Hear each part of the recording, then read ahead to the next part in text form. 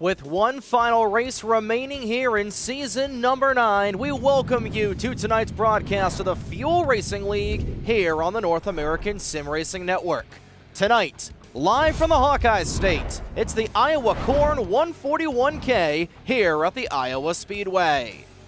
A pleasant good evening, everybody tuning in to tonight's live broadcast here on your home for the Fuel Grand National Series, the North American Sim Racing Network, as we welcome you to the Iowa Speedway for race number 11 of season number 9, the season finale for the Fuel Grand National Series here at Iowa. And live on the NESRN, my name is Trey Wright, joined alongside by the Bulldog himself and the most recent winner here at the Iowa Speedway in the Grand National Series, Mr. Zach Rogers. And Zach, it is Championship Wednesday night here on a beautiful Wednesday evening in the heartland of the United States. And we've got two drivers that are going to be gunning hard for this Season 9 championship. Apollo Hyde in the 100 and Will Goss in the number 82. Those two separated by a mere 20 points coming into tonight. And it is going to be very interesting here, especially at this version of Iowa with the Chassis Zero setup we're running here tonight. It's going to be fun. Yeah, Trey, it's definitely going to be interesting, and so far, looking at the practice, it looks like Apollo's got it pretty much down, and Will is starting to get some more speed here in the closing stages of this practice session. He's been struggling for the most part here so far throughout practice, but it looks like he might have found something. He's up 2 more tenths on the practice board here. His previous best was a 22.8. He's got it down into the 6s, and we'll see if he can keep that moving in the right direction.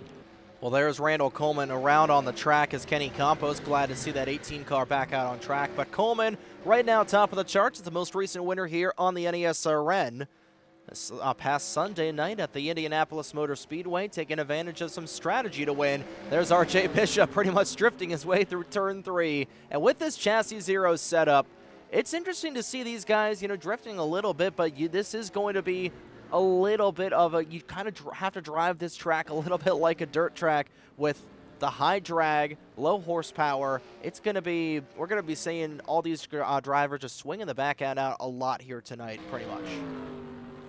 Yeah, you want some slip angle, so you want the rear end to kick out a little bit going into the corner. You could see some drivers kind of drift it into the corner until they get down to the right speed, and then they want to like stomp on the gas as soon as they can. And they'll keep a bit of that slip angle of the rear end like kind of kicked out even when they come off the corner. If you see the car start to push straight at any point, it's probably going to not be good. You're probably going to go up and hit the wall. And even right now, Apollo, she's trying to really figure out how much she can push it. She's smoking the tires into turn 1, but just runs it right around that yellow line. Perfect 1 and 2, but previous corners there, she went too far into 3 and 4, just slid all the way up and smacked the wall coming off the corner. And she's going to do the same thing. So a little bit of dirty air there behind the 29 of Rich Roy, but it's going to be quite the interesting package here tonight. It definitely is, and we're already starting to see the cream rise to the top. Of course, we mentioned Randall Coleman, who did he get a little bit of a drop in the setup compared to everybody else? He's running a setup that he had for the running at Richmond when I think Fast ran a Chassis Zero race there, either Faster or some other league. But of course, no surprise to see him top of the charts right now. I think it was here at Fuel they ran an open set Chassis Zero race because Fast wouldn't do that to my knowledge. I'm pretty sure we ran Chassis 3 last year because we run fixed setup at Fast. We don't run open. Well, we take a look at the rest of the grid as there's Ace Racer and that Lightning McQueen Rusty's Toyota right in front of Emmy Schizzato. And Apollo Hyde still out on track. No sign of Will Goss right now. But shifting gears to talking about the championship ramifications of tonight, as we'll take a look at the standings here in just one moment once I can go ahead and find that graphic here. Come on, there we go. So here are the point standings coming into tonight. Will Goss, thanks to a second-place runner-up finish last week at Indianapolis, and Apollo Hyde falling back a little bit at the Brickyard to fall back and finish in 6th. and has given that 20 car, or in the 82 car, a 20-point lead coming into Iowa here tonight. And it's really become a two-horse race. Here's Vincenzo Focasato, who's currently 90 back. He's going to need a lot more people to join the server if he wants any shot of catching that 82 car here tonight.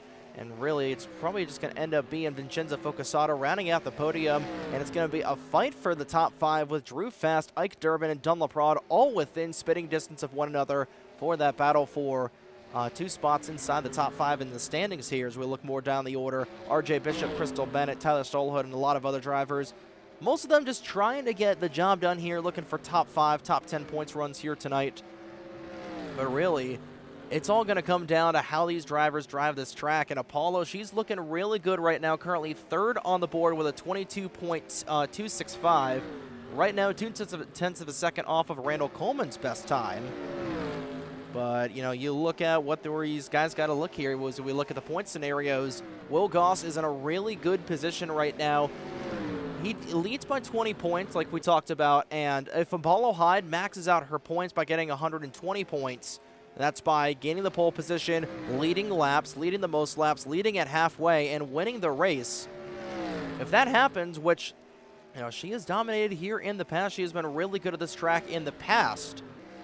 But if that happens, Will Goss is going to need to finish no worse than 3rd to claim a championship in his rookie season. Apollo Hyde, again, she's behind by 20. She needs max points and Goss to have a really tough day here tonight. Of course, Will, right now, currently 10th on the board. He's struggling to try and figure out this track, and that's not something you want to hear with only 6 minutes to go in practice. And Apollo Hyde, your championship rival, who has been keeping you on your toes pretty much all season long, is running really exceptional right now. Still 3rd on the board with the 20 cars out on track currently. Yeah, Trey, and you know, I've been sitting here since pretty much the hour mark in practice, so I've really had a chance to watch the times develop, see who's gotten faster, who had speed right when they got on track. One driver to watch tonight, I think, will be the 97 of Emmy Squizzato. She had a lot of speed rolling right off the truck, running in, I think, in the 22 5s and 4s, and was pretty much sitting alone at the top until Apollo got out on track. And then about 15 minutes ago, Drew Fast started to really figure it out and just slowly kept running faster and faster lap times. Got it into the 2s, hit the top of the board, and then Randall showed up. And, you know, as we said, had the Richmond setup from last year, just basically transferred it over. Had to make a few changes, he said, with the gearing and such, but has it dialed in. And, you know, now the board is as it is. And I think Crystal Bennett, I think, just jumped up to 5th there. She did just jump up to 5th. A great lap there for that 84 car, trying to find where they are on track. I think they pulled off, but banner lap for the 84 car. She'll jump up into 5th. And Emmy Squizzato right now, you're talking about right in that 4th spot here, just a little bit to go in practice. We saw Will Goss for a brief moment. That car spent a lot of time in the garage area. We'll have to see if it'll pay dividends. Right now, his best lap compared to Apollo Hyde, 0.4 of a second off. We'll have to see if he'll improve that here. But a lot of drivers to watch out for, and of course, you know, looking back towards the past here, you know, this is the 1-year anniversary of the first ever live stream we had here in the Fuel Racing League here on the NASRN. Of course, Zach, you won this race last year in dominant fashion. You did have to really fight Jelaine Sims, a driver who we haven't seen here a lot in Season 9, but you had to fight. And just how do you really drive this track? Again, it's very difficult to describe it because, you know, last year we used Chassis 3, a much more balanced setup than the very loose setup that we're going to have here tonight. But what does it take to win at a track like Iowa, a very flat track, very similar in terms of shape and size to Richmond, but a very, very different beast. It's a lot wider than the Richmond Raceway. There's a lot more grooves, and it's just a very difficult track to really master. I'm not going to lie, Trey. I totally forgot we raced Iowa last year. I was thinking about the race 2 years ago back in Season 3. But, yeah, now that you brought it up, yeah, that race, I think, had a lot of cautions, and there was a lot of strategy to be played with the tires and stuff. I know, too, Jolene had my setup for this track last year, and it was pretty quick for Chassis 3. So I knew from Mid Ohio that it was going to be a tough race between me and them, but I don't know. Like honestly, you drive one short track. They're mostly similar. It's all about finding the right rhythm. Turn one, you're going in a little bit faster than you are turn three. So turn three is a little bit easier to get consistently because of that. When you think of like speed and going into corners when you're racing circle tracks, a lot of it is how fast you're going determines how much like extra like tenth of a second you have to like react to get your car pointed down the banking. So turn three is easier to get in rhythm because you're going about, I think, 5 to 10 mile an hour slower than turn one. Plus turn one, you're already turning the whole time down the front straightaway or front curve away, whatever you want to call it. So it's easier to kind of miss turn one because you're already turning. And when you're already turning, like the car's already got like a bit of weight to the right. So you have to like watch how much more you turn when you go off in the one. But it is the fastest short track on the planet. Very fun. But, if you make a mistake here, it's going to cost you because you're going so fast. I mean, a lot of people say they always compare this place to Richmond, but the truth is they're so different. They really are. In shape, they're similar, but in driving style, they are so different. Richmond, you're doing maybe 100 through the corner. Here, you can do like 115.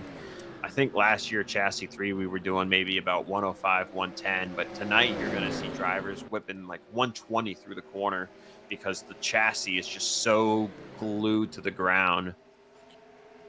So, yeah, it's a fun track. I hope I answered your question somehow. Pretty much. It's a very tough track. And like you said, we're going to be racing very unorthodox with just how planted in the ground these guys are. We're going to be seeing... Again, they're driving like dirt track cars out there. We'll have to see because this is the quote-unquote ARCA physics, if you will. I don't know if the ARCA Menard series will be driving, hanging in the back end of the car quite like this. I will have to see. We got ARCA crew chief over to my 11 o'clock in my basement right now, Matthew Wright. We're trying to get his input on what to expect as he's playing Wii Golf over there. But overall, it's going to be a lot of fun, and that is the most important part of it. And it's going to be an enthralling championship battle as well. And again, we'll take a look once again at the championship, what these drivers need to do, and we'll also look at, who's battling for top 5 spots, who's battling for 9th place. It's a 5-way battle for 9th place in the championship right now between Tyler Stolhood, the Warren brothers, Trek Togger, and Emmy Schizzato. But we got a few minutes to go here, and we got actually about a minute and a half to go here in before qualifying will kick off. Randall Coleman will go to the top of the charts in the 17. While we get him an opportunity, we'll take a look at the upcoming broadcast schedule here on the NESRN. Got the second set of qualifying races tomorrow night for the Great American Big One. It'll be at the Daytona International Speedway and the Armory Digital Super Speedway here on the offline side of things. That'll be both tomorrow at 6 and 9 Eastern Time here on the NESRN, and then we're right back to the top of the pile here for the Fuel Sportsman Series, back after a couple-month hiatus here on the NESRN at the Auto Club Speedway. It's fortunately that still exists here in the game. No booming real estate market here. And, of course, the Great American Big One main events, the C main, B main, and A main, will be this upcoming Saturday night as qualifying has begun here at Iowa. Drivers, to your cars. And then, of course, we'll have a week-long break between the Great American Big One on Saturday, and then Friday we've got the the qualifying races for the Busch Summer Bash for the FMGTC. Zach, I don't know how would you feel about Grand Touring cars here in NR2003 on a whatever it's called at the Michigan International Speedway, PTA cars at Michigan. That's going to be a lot of fun. And then, of course, we've got the next Fuel Sportsman Series race at Rockingham after the qualifying races from Michigan for the FMGTC and the FMGTC race proper. But that's going to be a lot of fun. I'm excited for that race here. Yeah, in terms of offline stuff, I did do a V8 supercar series once with PTA physics, and I set it up to where it was low drag and like a bit, like gripped up, not like IndyCar levels it gripped up, but like a little bit gripped up to where like they had good corner grip. and it was a ton of fun. I mean, there wasn't a lot of passing with the AI, but I mean, they would go to Watkins Glen and they would do like 190 into the bus stop, and they would Oh just boy. fly through the bus stop. And I took them to a few ovals, and it was like kind of my like IROC type thing. It was like all race winners. It was invite only kind of thing. I think I did it twice. I think I did 2 seasons. I definitely did at least one. I think I did 2 though, but it was fun. It was just like kind of like an experimental type of package that I wanted to see how it would work, and it was a good time. Never really got into doing the IndyCar ones though. Yeah, offline NR 2003 is always so much fun. I feel like, again, that's part of the staying power that this game has got, both the offline and online plays being so robust and also very similar to each other when you've got proper net code, of course. But Randall Coleman right now, 22.234. The time to beat is a tenth of a second faster than Drew Fast. Those two currently sit on the pole on the front row for the Iowa Corn 141K.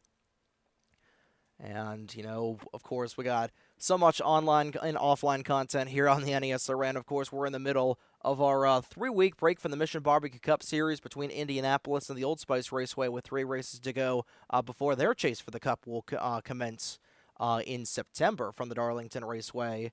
And while we've still got about 30 seconds to go here, we're going to take a look at the upcoming Season 10 schedule for the Fuel Grand National Series, starting off with a 3rd annual Fuel Clash at the Daytona International Speedway on Wednesday, August 19th. And the week after that, the Wednesday after that, we'll be kicking off Season number 10 here at the Grand National Series from the Daytona International Speedway, the World Center of Racing. That's going to be our first Grand National Series race at Daytona ever since our first ever broadcast here on the NESRN. And it's hard to believe that we've already cycled through an entire year's worth of driving here for the Grand National Series. And then we've got the PPG Paint Southern Classic that Blake Warren and the Blake Warren has been always doing a great job of putting on here at Fuel for that.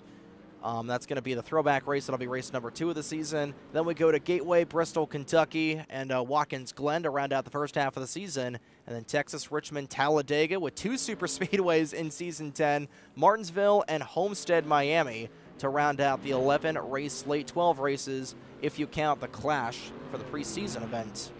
But Randall Coleman, top of the charts, as we'll take a look at the starting lineup here for the Iowa Corn 141K. 18 cars put down a lap time. We saw Tate Dorsey come in a little bit later on in the show. Randall Coleman and Drew Fast will be the front row here at Iowa, with Crystal Bennett, Tyler Stolhood, Emmy Schizzato rounding out the top 5, and Apollo Hyde will start in the 6th position, compared to Will Goss, who starts all the way back in 12th to round out the top dozen. And I feel like this is going to be a very interesting race here in terms of this championship, Zach, because, Apollo, I don't know if she's going to have an opportunity to max point. I feel like she's going to definitely need a podium finish tonight and needs Will to run into a lot of trouble here mid-pack, which, seeing just how these races have really transpired over the last couple of weeks in terms of the middle of the pack, I don't think it's completely out of the question, but overall, Apollo's going to need a lot for her to go right. She's going to need a lot to go wrong for this 82 team. And it's going to be a storyline. We're going to be watching all 100 laps of this race here this evening. And it's going to be fun, to say the very least. Yeah, I'm not really sure how the points format really works now. I know that there's like some halfway bonus now. I heard you mention last week, and I wasn't even aware of that before we went on the air. So if you could just fill me in a little bit on how the points format has changed. I know we used to do a lap for leading a lap, a point for leading a lap, and then another bonus point if you led the most lap. So the way it works, I should have put this as an actual graphic, but I didn't have time. So basically, in terms of the actual points for the cell, so if you win the race, you get 95 points. Second is 90 points, and it's basically 5 points going all the way down to 6, where I from remember that. 6 that goes down to 4 points in between, and then all the way down. Yep. But then, for the bonus points, which are new for this season, you get 5 bonus points for leading at halfway, 2 bonus points for leading any lap, an additional 2 bonus points for leading the most laps, 1 point for leading the last lap, and 1 point for a heat race. Of course, that doesn't apply to tonight since it's just a strict 100-lap race. And of course, we got provisionals, we got tiebreakers. We'll get into all that if that occurs. But overall, that's going to be a very interesting thing to watch out for all tonight. Is Crystal Bennett right now top of the charts in happy hour, 2 minutes to go. Yeah, so I think I understand. So because it used to be 1 point for leading the lap, another point for leading the most, and then a point for leading the final lap, which was just kind of always kind of goofy to me because if you lead the last lap, you won anyway. So you might as well Not just put it in for necessarily the on a super position. speedway. We've seen last lap pass, not even a super speedways. I think this season alone, which, you know, we'll talk about it on a macro scale in a little bit, but, you know, this season I How think do we've you had lead the last 4 lap but last not lap win the passes. race? No, I'm saying you lead the last lap, you win the race. Oh, right. No, you lead at the white, I would say. I think he has it worded as leading the last lap, Well, not leading at the white. It's to lead at the white flag. I feel like that's what it is. Oh. So it's the verbiage is a little bit incorrect. Message that received. confuses the heck out of me. Yeah, message received. Just English didn't proper. That wasn't even proper English anyway. But anyway, so it's 2 points for leading a lap now instead of 1, and 2 if you lead the most instead of 1. So yeah, you get double the points on that front, and then you said it's 5 points if you lead the halfway. Yep. Cool. 4 points to gain. Exactly. Yeah, that I think it's gonna be. So Will has 20 points on Apollo. So I mean, if Apollo can get a top 5 finish and Will is not in the top 5, that is gonna, you know, really help her gain the most points she can. So she definitely needs to try to finish. Probably she needs to win and she needs to lead laps and stuff like that. So I think it's gonna be tough. Like I said, Drew kind of came alive late in practice and ran those, really got it dialed up. And the big thing with Chassis Zero here, so now these guys, they're running on 1X. They're not running on 2X. I don't know what you put down for fuel and wear on your graphic, but the fuel range tonight is, I think, 70 to 72 laps from what I've heard from drivers. Somewhere in the ballpark of about 50 to 55. No, that would be if it was 2X on chassis 3. So since it's chassis 0 and it's 1X, like if it was chassis 3 1X, they would burn, it would take like maybe 85 laps on gas. But since chassis 0 has more drag, it burns more gas.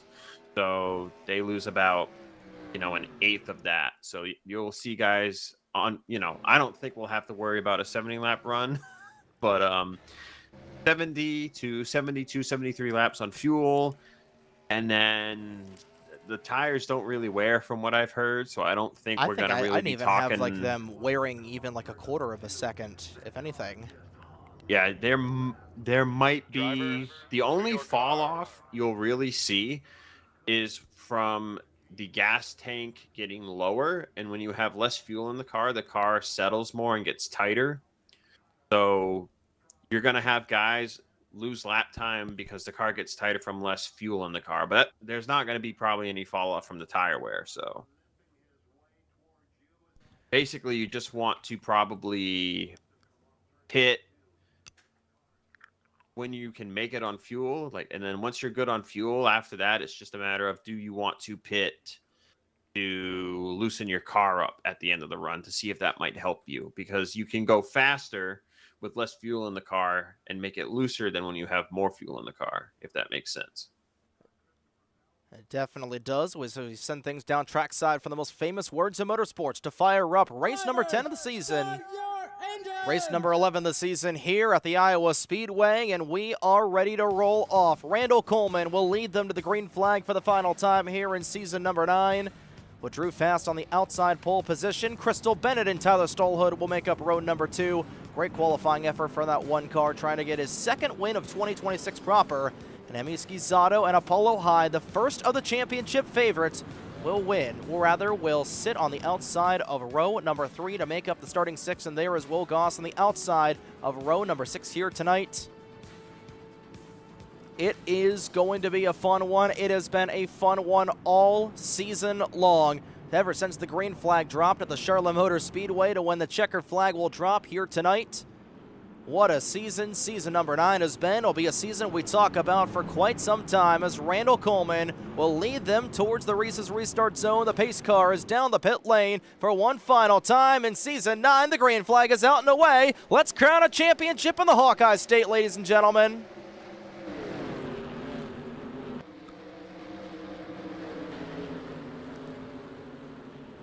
And And already the caution flag is going to fly as a big mess. Corbin Wentz, Mini Minister, and Will Goss also involved, the championship leader. Heavy damage on the back end of that 82 car, and as we were following with the rest of the field, championship implications, and that could have very well decided the championship very early on. I'm at a loss for words.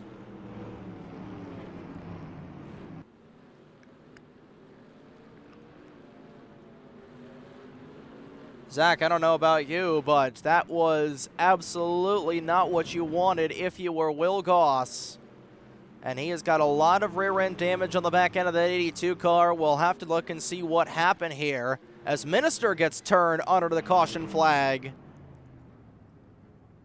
Yeah, it looks like Corey Stallhood gets into the back of Yahir Alvarado just a smidge.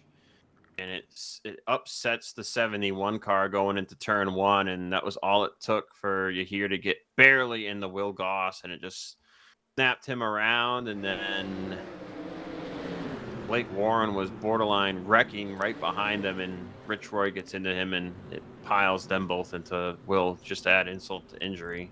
And that is absolutely not what you wanted if you were Will Goss. We saw him come down the pit lane. And that team, they might fall down a lap here as we'll see what happened right from his vantage point in the 82. And we knew the start of this race was going to be very chaotic, and we see all the other cars getting involved. We saw Corbin Wentz and Mini Minister going around. But that is huge. You know, we talked about only 20 points separating the 82 from the 100 coming into tonight as Corbin Wentz will come back down the pit lane. We're going to get a couple of drivers coming down. We got R.J. Bishop down the pit lane trying to take some swings of the setup in that 48 car. But my, oh my, that is not what we wanted. Actually, it looks like we're going to be getting the one to go this time by. That might cost some teams a little bit of time on the pit lane, but my goodness. You talk about a start to this race, and right now, Will Goss sitting in 20th. Compared to Apollo Hyde, who sits in 6th. That would give Apollo Hyde the championship. Like Will pit and fixed the damage only, maybe added gas, did not take tires. So assuming the tires are fine, as we stated, there's probably not going to really be any wear. Well, everybody will make their way back around with Wentz and Minister making up the tail end of the grid.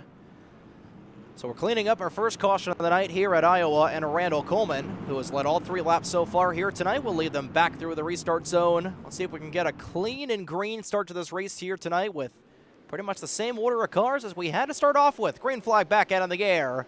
We're 4% of the way through the Iowa corn, 141K. Everybody turning their way through the corner.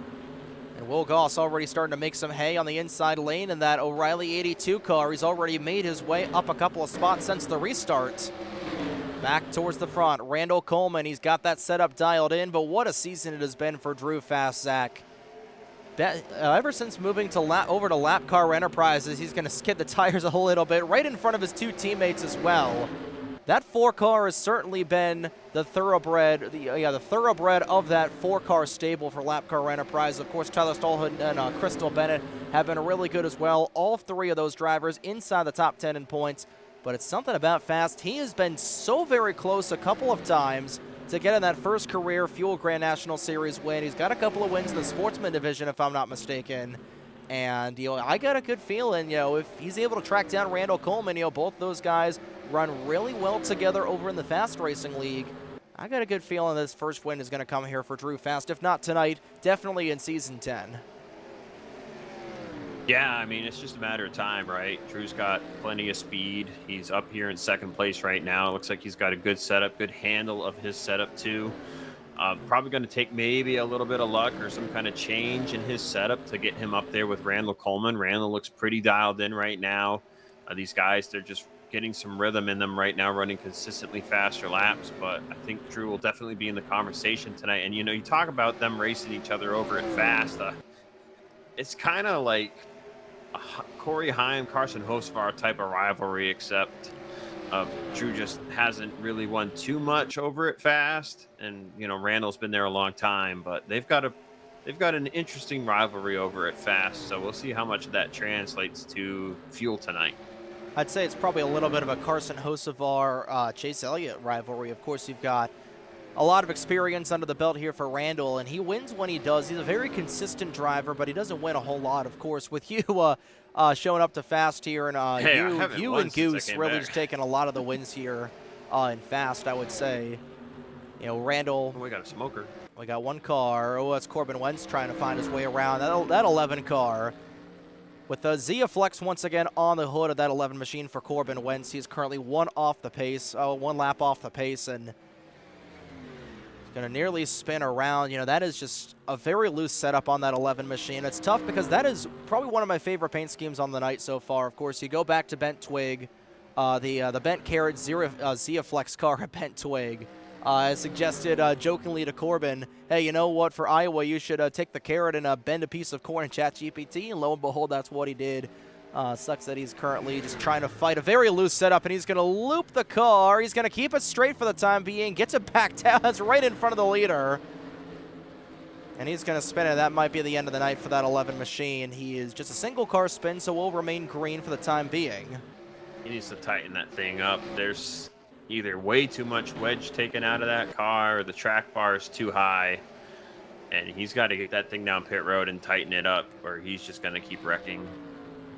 Yeah, because he's going to go 2 laps down, potentially 3 laps down. Ace Racer right now on the tail end of the lead lap, and it is a pretty good battle for third Bruin here between the 1 and the 84 of Stallhood and Bennett. Tyler's been running really well, and again, we already mentioned how good these Lap Car Enterprises cars have been so far. They currently run 2nd, 3rd, and 4th on the grid. These Dodges looking like something else. And Emi Schizzato right now rounding out the top 5.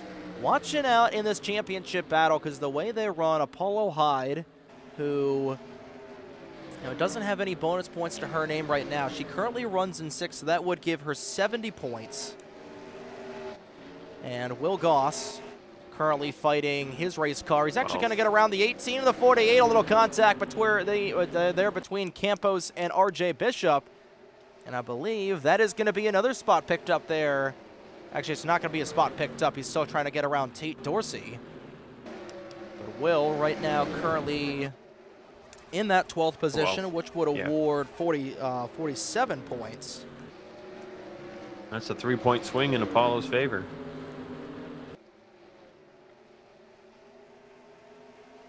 That is definitely what you want here in favor of Apollo. Right now, she would be the champion. I will say, Trey, I am pleasantly and happily surprised. We had the lap 1 yellow, and knock on wood, we have been green since the restart. You go back up in here, a couple of drivers running really well. Of course, we mentioned Tate Dorsey came in a little bit late. But he is a driver. You go back to last year's race at this track. He ran top 5. He finished 4th. Was the second driver on the grid that was the second highest driver that was a series regular at the time. Finished behind Apollo Hyde in front of Ike Durbin as Corey Stallhood. They two get together nearly. And Will right now, the way they run, Apollo would win the championship by 3 points. And if Will is able to get around out of this 45 of this 6 car, they would be tied. The first tiebreaker goes to Wins, and Apollo's got the hand covered in that department. She's got 3 wins on the season compared to only the 1 back of Charlotte for Will Goss. But he is closing on Corey Stallhood, but he does need, the way they run right now, to finish in the 10th position to claim this championship, because Apollo does get the tiebreaker. Spinner off turn 2. Great save out of Mini Minister. And they're going to keep their composure of the car. They got nearly just about turned there by Trek Togger. And this is something we haven't had to talk about a whole lot here in 2026, Zach. Lap traffic in the way. And this is where this is my favorite part of racing here. And a big part of the reason why I love the Arkham Menard series to death. Lap traffic always puts on a fantastic show. And we're going to see it right here and right now with the leaders catching up. Trek Talker just about wrecking loose in turn 3. He's able to hold on. He's going to go in the outside walls. The leaders will go down to the inside. You say it puts on a great show, Trey, but when I'm the leader and I It's come so up on a nerve-wracking. swarm, yes, it's heart in your throat. Like, please just give me the courtesy and move over, and then you can keep racing for 15th, okay? Like, I know that sounds pretty messed up when I word it like that, but it's the truth when you do it so much. Oh, absolutely. Because you go back, because, you know, after racing in some online stuff myself, you know, whether it be NR2003, whether it be iRacing, whether it be even just like NASCAR Heat 5 back in the day, back in like the COVID league I had, you know, I always had an appreciation for like those boring races where, okay, I've just got clean air, I don't have to drive through traffic, and I'm not on a super speedway, because I feel like the fan investment trouble in front of the leaders. Corey Stolhood and Will Goss around once again. Big mess off of turn number 2, and Apollo High nearly running into the 82 car. Just as we're talking about how this race was going so well for so many drivers, the second caution flag of the night, and it involves Will Goss once again. Goodness gracious, he cannot catch a break in the opening quarter of this race. Oh, and it was Will. He was racing Corey Stallhood hard, and he just missed the entry in turn 1, trying to get everything he could, gets into the back of Corey, and then just went straight. He plowed it. And that caused a big stack up. Randall Coleman also went around. Blake Warren got some heavy damage. Randall was able to quickly grab a gear, so he's going to hold on to his position. Actually, I don't know if he's going to hold on to his position, because based on when the caution flag came out, I would think he would hold on to it. You know, we'll see exactly when this caution flag did come out and which position he was in when the yellow flew. There was a lot of people dodging. I mean, you basically had a track blocker. Randall dodged off the track, but got to the back of Kenny, so that spun Randall out down the track. Apollo locked them up. She was trying to do her best not to get into it. I will say a bit of a secondary cause here, and this is just kind of unfortunate, is Will spins down the track, and then his back end starts to go back up the racetrack, and he didn't quite get the brake all the way down. And I think if he had gotten the brake all the way down, his car would have stopped in the bottom, and you probably don't see Blake Warren get into him. But, I mean, accidents happen really fast, and sometimes you just don't get the brake pedal all the way down, and your car starts going back up in the traffic, and it can be pretty unfortunate. Yeah, this is really going to change a lot of things here for these guys, because right now, you know, Will Goss, if I'm not mistaken, I think he's going to be trapped a lap down here. Yeah, you are correct. So that's going to completely kill his race right here. I don't want to say it's going to kill his race, because we could very well get another caution. He could get the lucky dog. Going to be in a hole, that's for sure. It is, and just a very frustrating night so far here for Will Goss. And, you know, Apollo High, she's just been running her race, and, you know, she moved up to 4th after all of that. And I think we did have a couple of cars come down the pit lane here, just trying to fix things up. We had Drew Fast come down. We had the one car come down of Tyler Stolhood. I think we also had Randall Coleman come down, too. No, Randall, I don't think Randall pit. Randall's in 9th right now. I think Randall... No, Randall did pit. Okay, never mind. So, yeah, he did pit. Where was he after the cycle, though? Because I don't know where his position was. Oh, it said he was still 2nd. It looks like a lot of people maybe didn't realize pit road was open when Randall pit. So, Randall is down to 9th, though. Apollo is going to bring it in. See, these drivers, Trey, they're right on the edge of the fuel window right now. Remember, I said it's about 72 laps-ish. And if you have caution laps and you can save some fuel, you're probably going to make it from here. So I think Apollo's thinking, I don't want to be at the back, but I want to make it on fuel and not worry about pitting again. So I'm just going to pit now and pray that no one spins out in front of me. Well, this is an interesting cast of characters towards the front of the grid with the whole, you know, pitting shenanigans we've had here. We got Crystal Bennett and RJ Bishop, who will be on the front row. Here, Alvarado and Vincenzo Focasato, 2 drivers we haven't even talked about here tonight. They're going to be in row 2. Randall Coleman and Emi Schizzato will be in row 3. But looking towards the back, you know, Will Goss taking the EOL penalty, and he is going to have to try and get around. He is going to have to try and get around Ace Racer and Corey Stolhood and hope for a caution flag to come out for him to put himself in that lucky dog position. But the way things run right now, Hyde running in 4th and Goss in 20th. It's looking really in the favor of Apollo Hyde, but we still got 71 laps to go. Alvarado did not get up to speed at all. I was right in front of Randall Coleman. That's going to really jack things up a lot here. And Apollo restarted 13th there. So Apollo did restart in 13th. The ticker on my end of things did not match up, and what a save off turn 2 for Will Goss. He's trying to drive his way through. Corbin Wentz in the outside wall once again, and he tried to come down the pit lane, missed it. So Goss right now, there is Ace Racer right now in the free pass position. Currently one of 3 cars a lap down. There's only 1 car a lap down, but Apollo Hyde back in the 12th spot. The way they run, Hyde would get 47 points, and Goss, who is currently in 20th, would get 27. And they would be exactly tied the way they are, so Apollo Hyde still has the tiebreaker over Will Goss the way they currently are. So Goss trying to get around Ace Racer. He's really aggressive, and he's going to get into them. Able to keep the cars straight. Everybody will keep their cars straight. Will remain green. Big wreck in the back. Tate Dorsey and Tyler Stolhood get into it. Corey Stolhood bumps the 22 a Minister. And the caution is out for the 3rd time tonight. Yeah, at the front of the field, RJ and Emmy were racing really hard, and RJ just loses it going into turn 3, and then comes back down the track in front of Tate Dorsey. And then Tate and Stallhood get together, and it was on from there. And we'll see what happened here as, these guys were all battling up in here. Crystal Bennett was running away with it. And this all started in turn 2. What a crossover there out of the 97, down the back straightaway. Trying to streak it back in. RJ just loops it around. Comes back down. Nowhere for Tate to go. Tate gets into the 1 car. Stolhood spins. And Corey Stolhood just bumps the 22 as Minister was trying to drive away from the accident scene. That was a long sense of a chain reaction here. We'll get another look at it.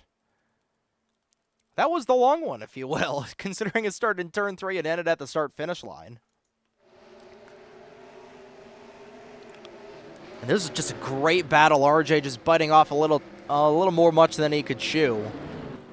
And nowhere for that 6 car of Tate to go, and we see from the helicopter cam all the chaos unfolding. Minister locking it down, back up the track, gets pile driven into by the 45. Crazy times here once again at the Iowa Speedway and Ace Racer. Actually, I'm not sure if I believe Ace Racer will get the free pass, but Mini Minister might be a lap down thanks to that. And that's going to be another break for Will Goss. It's going to jump these guys back up here. See, he will not come down the pit lane, so that'll be a couple of more spots gained for him, at least positional-wise on the racetrack, but scoring-wise, he's still going to be 1 lap down.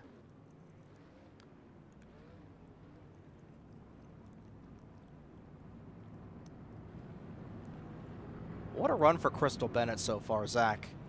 Currently leading 7 laps on the night. Up front based on strategy. She mathematically cannot make it to the end. She's one of the 3 cars on track that have not come down the pit lane.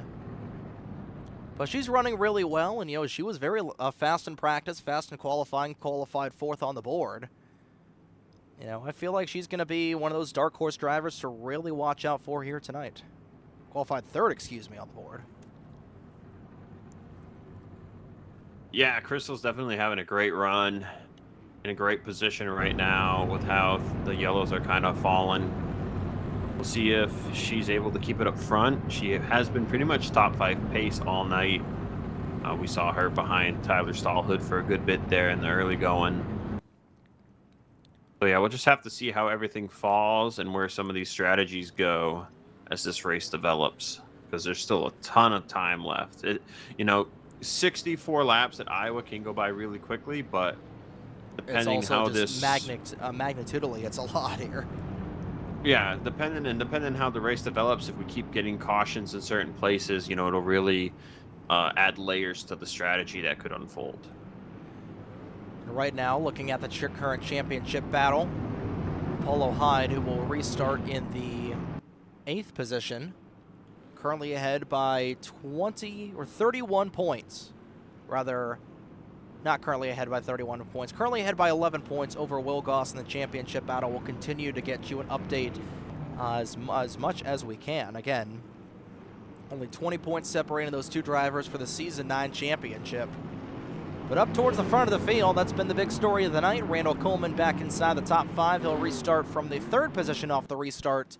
It'll be Bennett, Focusato, Coleman, Schizzato, and Alvarado, your top 5, going back through the gearbox here once again. And Alvarado getting some work done here early in that 71 car. So he'll be traveling up to the Armory Digital Super Speedway. Race with his brother Fernando tomorrow night at the the Great American Big One qualifier up in the Northeast, and that was a great save out of Vincenzo Focusato off turn 2. Cold tires are certainly beginning to affect things a little bit off the restart, and here comes Hyde trying to pick off as many spots as she can, and Will Goss is just praying for a caution flag to come out right here and right now, because he's currently in that free pass position, trying to make his way through everybody else back in here. We got a couple of cars. Corbin once again loose off the corner. He'll keep the car in the right direction. There's Apollo, very aggressive, just about power sliding that car off turn 4. And she knows if a caution flag does come out, that's going to put her and Will on the same lap. She's just trying to gain as many spots as she can. Nikki Conti's starting to fall back a little bit, and Hyde has gained all the way back up inside the top 8. Randall Coleman back to the race lead in that 17 car. Question is he going to be able to mathematically make it to the end? I think if a caution flag comes out, that will bring everybody back down. We're within the range where everybody is able to mathematically make it to the end. If this race goes caution-free, oh boy, that is going to be very interesting in terms of just the strategies these drivers pick up, how that's going to shake out if we go caution-free. I personally would absolutely love that, Zach, although I don't think it's a little bit realistic. But hey, stranger things have happened. Yeah, and you know, some of these drivers with where they pit around 73, 74 to go under caution. But I had heard from Ike that he was only getting about 71 laps on fuel, and that was solo. So, you know, Randall here in clean air, depending what his gearing is. Oh, Apollo Hyde has spun off turn 2. She lost the handle of the car, and she's going to drop like a stone on the grid. A huge mistake out of the 100, and just as we were about to say, she's ahead by 19 points, and that gap gone in a blink of an eye. Oh my Lord. And that will drop her down to 15th on the grid. And lo and behold, Will Goss back in the championship forefront right now. Yeah, it looks like Apollo, she was just sliding all the way through the corner on entry, and it just... multiple cars in the outside wall. Apollo trying to pick off as many spots as she can right now, but that was a costly mistake. Both drivers now with championship implication incidents. And right now, Will Goss runs in 18th, Apollo Hyde in 15th. Currently, that would be, 7 points still in favor. Will Goss would be the championship favorite right now as he's trying to fend off a hard-charging Tyler Stolhood. Apollo not done yet, and into the outside wall. The 18 of Kenny Campos goes around, nearly gets turned. Trek Togger head on to the inside wall, and the caution flag flies. And a situation as, Corbin Wentz and Blake Warren. It's not a race in the Fuel Grand National Series without the Warren Wentz racing cars getting together, and that will be the end of the night for the 11 car. He and Mini Minister will retire. But, oh my Lord, the championship implications, everything has turned on its head here at Iowa. And that will put Will Goss back on the lead lap with the lucky dog. Wow. What a sequence.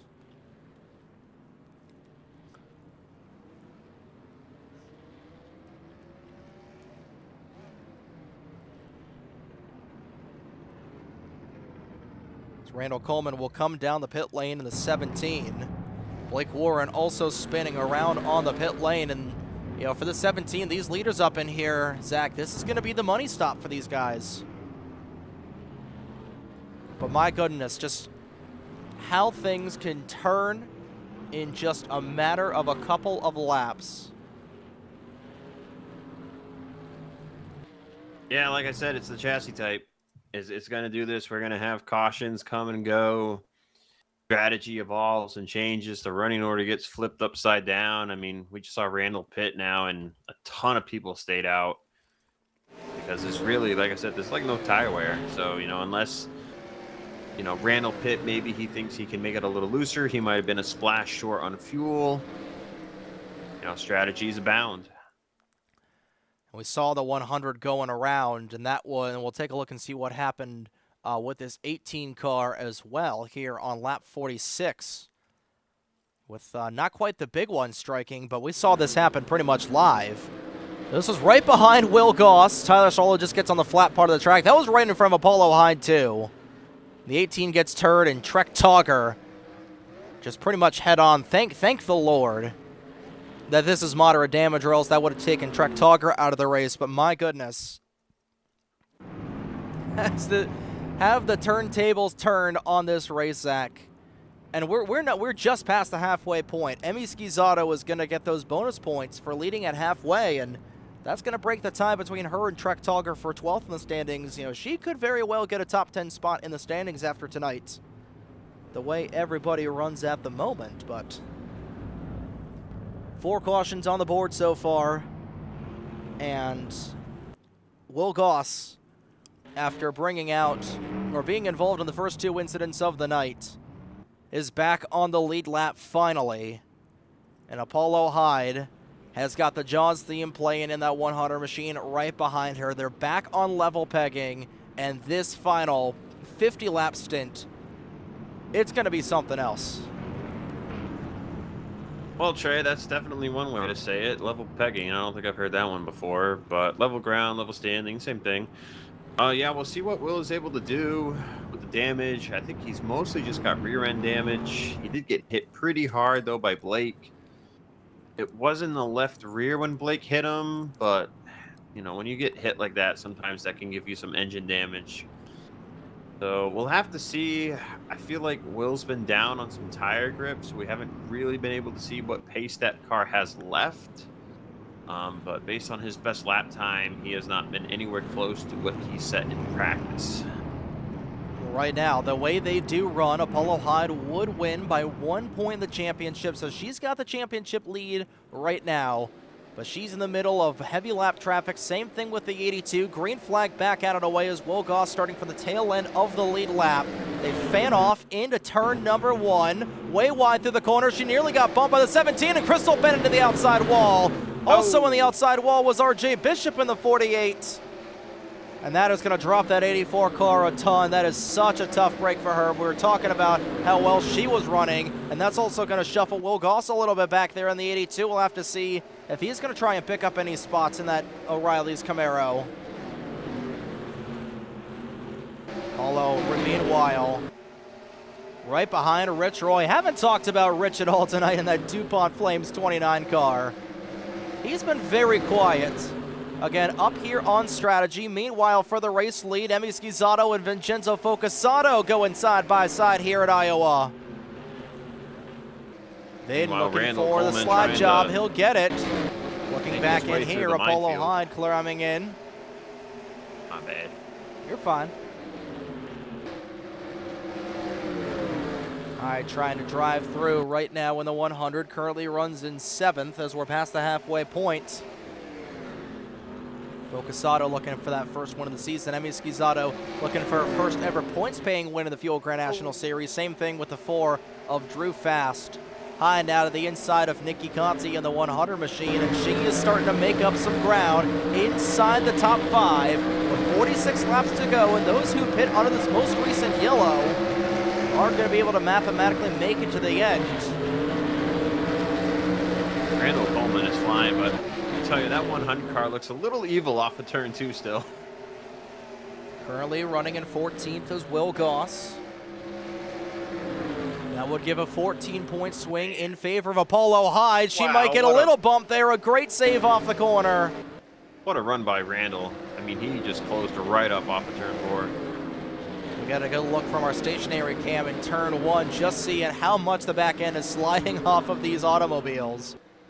What a race it has been here tonight. You know, a lot of us were skeptical about Chassis Zero here tonight at Iowa, as we're going to have a three-way battle for the race lead here between Focuscato, Schizzato, and Fast. But this has been a very fun night, and it hasn't been as much of a gong show as we thought it was going to be. It's been a lot of fun, but it's also been relatively contained. As Hyde trying to battle along with this 86 car back in here, we go back to where Will Goss is running, still in the 14th position. And I feel like the damage on the back end is really starting to affect the handling of that 82. He just backed it into the outside wall a little bit there. I feel like this 82 might be down on some horsepower too, with how hard Blake Warren hit him about 30 laps ago. I mean, down the straightaways here, it feels like Kenny might be actually pulling away from Will a little bit on the straightaway. I'm going to see if I can get a better picture. Oh, well, that time Kenny hit the wall. He's not going to pull away. Kenny in the outside wall. And that'll be a spot here for Goss. If he can complete the pass, he will. And Campos will move back around. Thought we had some smoke off turn 2, but everybody will remain nice and orderly. I hear Alvarado trying to fight with Crystal Bennett.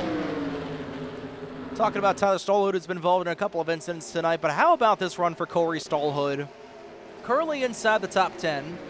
No, he's a lap down. Oh, he is a lap down, my bad. I didn't, you know what? That's what happens when you don't look at the monitor first before you start to talk about a storyline. But positionally, you know, he's running decently. You know, for a driver that's never ran Chassis Zero at Iowa, that's still relatively new to the game, you know, being thrown right into the oven here in Iowa. He's running pretty well here tonight. Of course, he's 2 laps down. He's currently the last car being scored on track with Mini Minister and Corbin Wentz both retiring from the race, but Tell you what, Trey, it's going to get fun at the front. Oh, it is, Coleman's Ben. Up here. It's a Oh, 4-car boy. dog race. you want to talk about a good old-fashioned bar fight. Oh! Here is Fast into the 97. Schizzato somehow saved it. Wow! Emmy with the save of the season, potentially. She's going to lose a spot. Here comes Hyde in the 100, ducking down in. Oh, my goodness gracious. Emmy Schizzato, you got to be kidding me. If we had a Reese's Sweet move for the race, that would have been absolutely it. I can't believe she saved that race car. You know, you want to talk about one of the most underrated drivers in Fuel. That's Emmy Schizzato, the driver of that 97. You know, she has been, you know, again, she's been hunting down these wins so close so many times. She's a road course expert. Her only win in Fuel coming at the exhibition race at the Pensacola Roval last year.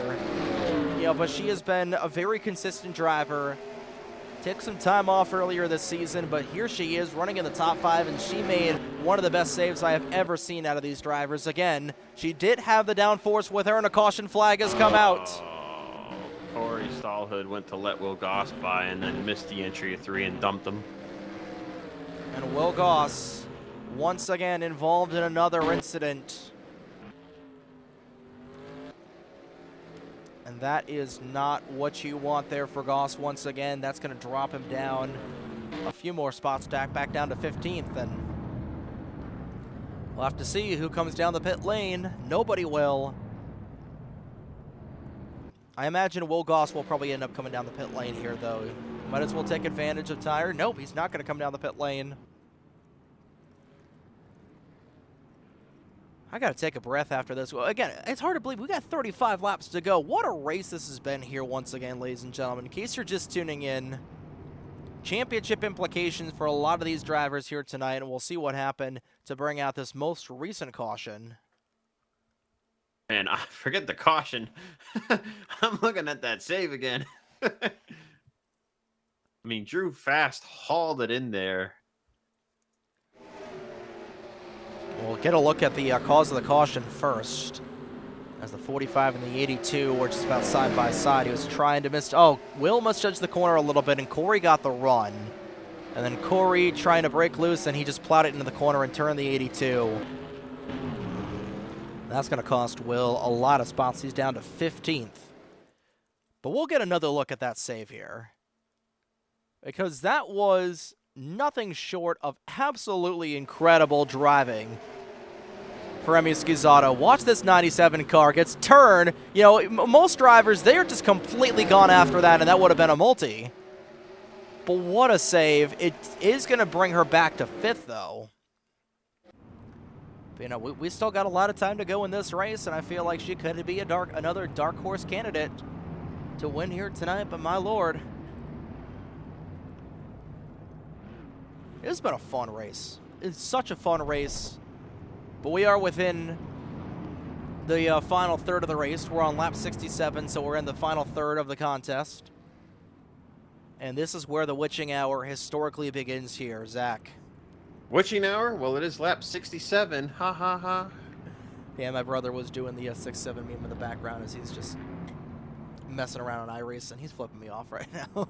I'm really sad that Corey Heim is not going to keep running the 67 because of the meme. I mean, I think it's a fine number. The number font looks good, but I will say it's a perfect number. It's because of the meme. That's why he's not running 35. The 35 has been run in Cup a lot, and it's one of like the top 10 or top 5 numbers in Cup that's never won a Cup race. So it's in good hands with Corey Heim. It's going to finally get its victory. Well, it certainly wasn't getting anything with Riley Herbst. I think I've went on that ranch enough here. I've run on that rant enough here this week. Riley Herbst has had a very good sophomore season. I will give him that. Compared to the absolute hell of last year, because yeah, I feel like, you know, I'm also in this area where you take the "all you're so sweet, hello human resources" meme between, you know, Connor Zilic and Riley Herbst. I feel like, you know, the perception they're having very equal seasons, but people aren't giving, you know, the benefit of the doubt to Riley Herbst because, you know, look at what Connor Zilic did in a Grand National car over the last couple of seasons. You know, just last year alone, 10 wins, you know, didn't win the championship. Thank you, Brian France, for that. But overall, that third 2311 car, like you said, it's in good hands, and a lot of changes up on the horizon in the NASCAR Cup Series, especially with Alex Bowman announcing his retirement. We'll talk about that more all throughout the night, but green flag back out and away, and Drew Fast looking for the race lead. He's got it, but Randall Coleman back up into 3rd. And lo and behold, Will Goss is back in the fray in this 82 car right now, that last time by, up into 12th, compared to Apollo Hyde, who's in 4th.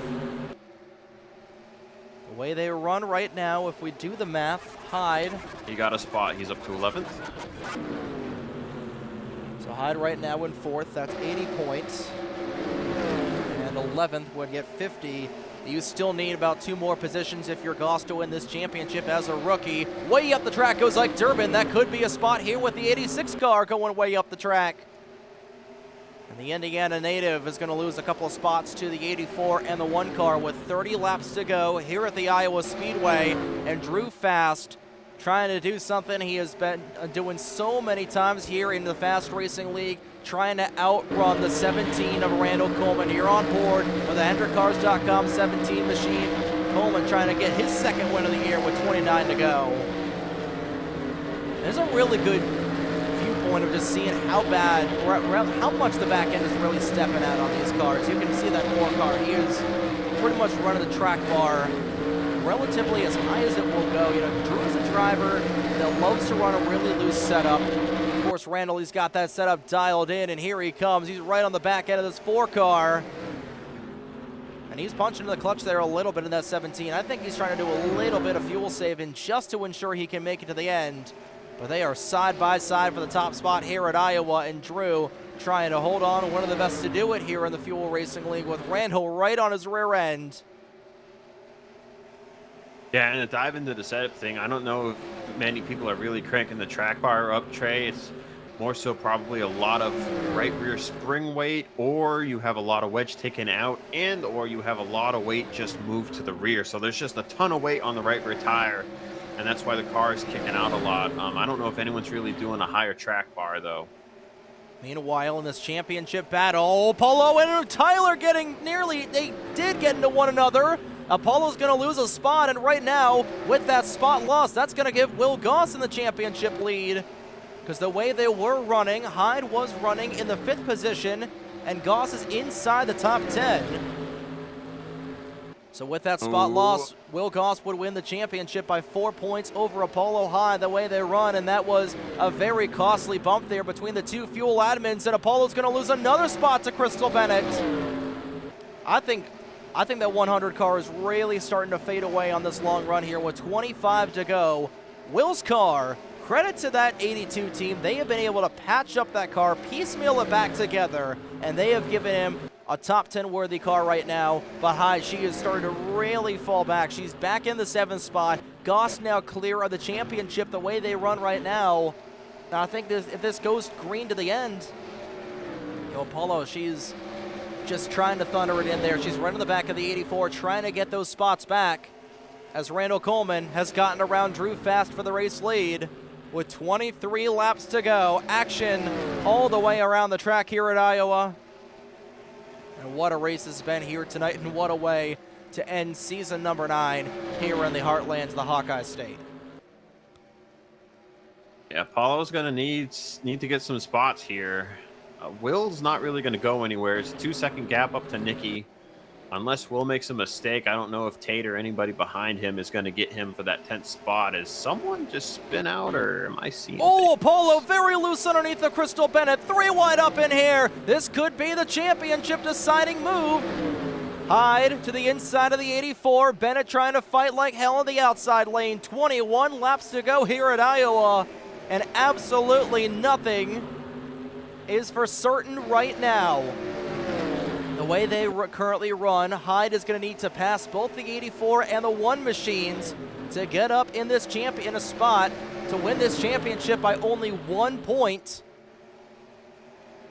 She currently runs in 7th. The way they run, she needs to finish 5th or better to win the championship, and Will just needs to hold on. Tate Dorsey is coming.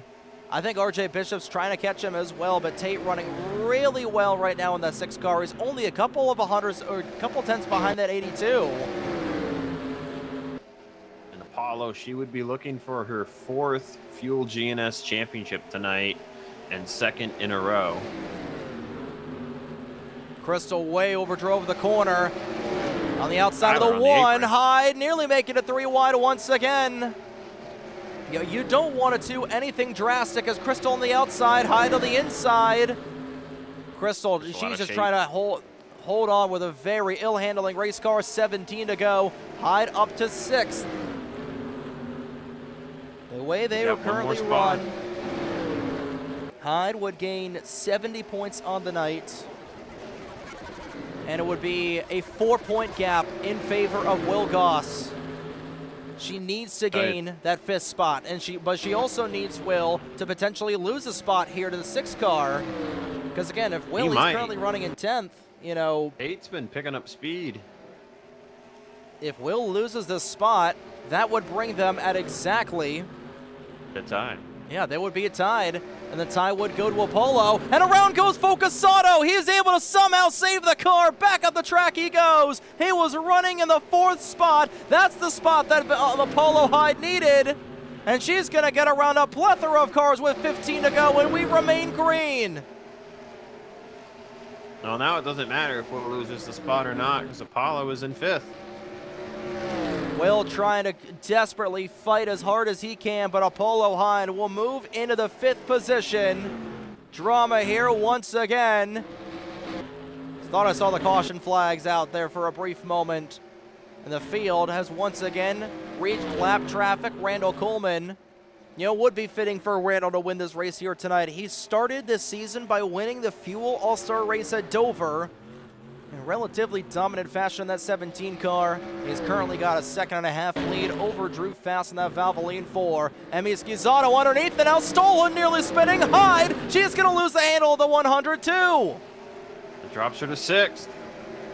That drops her down to now Will Goss, and around goes the 83 right in front of Trek Talker. Everybody scrambling like fighter jets. Hyde turns around. She's going to partially spin. She's in the infield grass. She's going to lose so much time.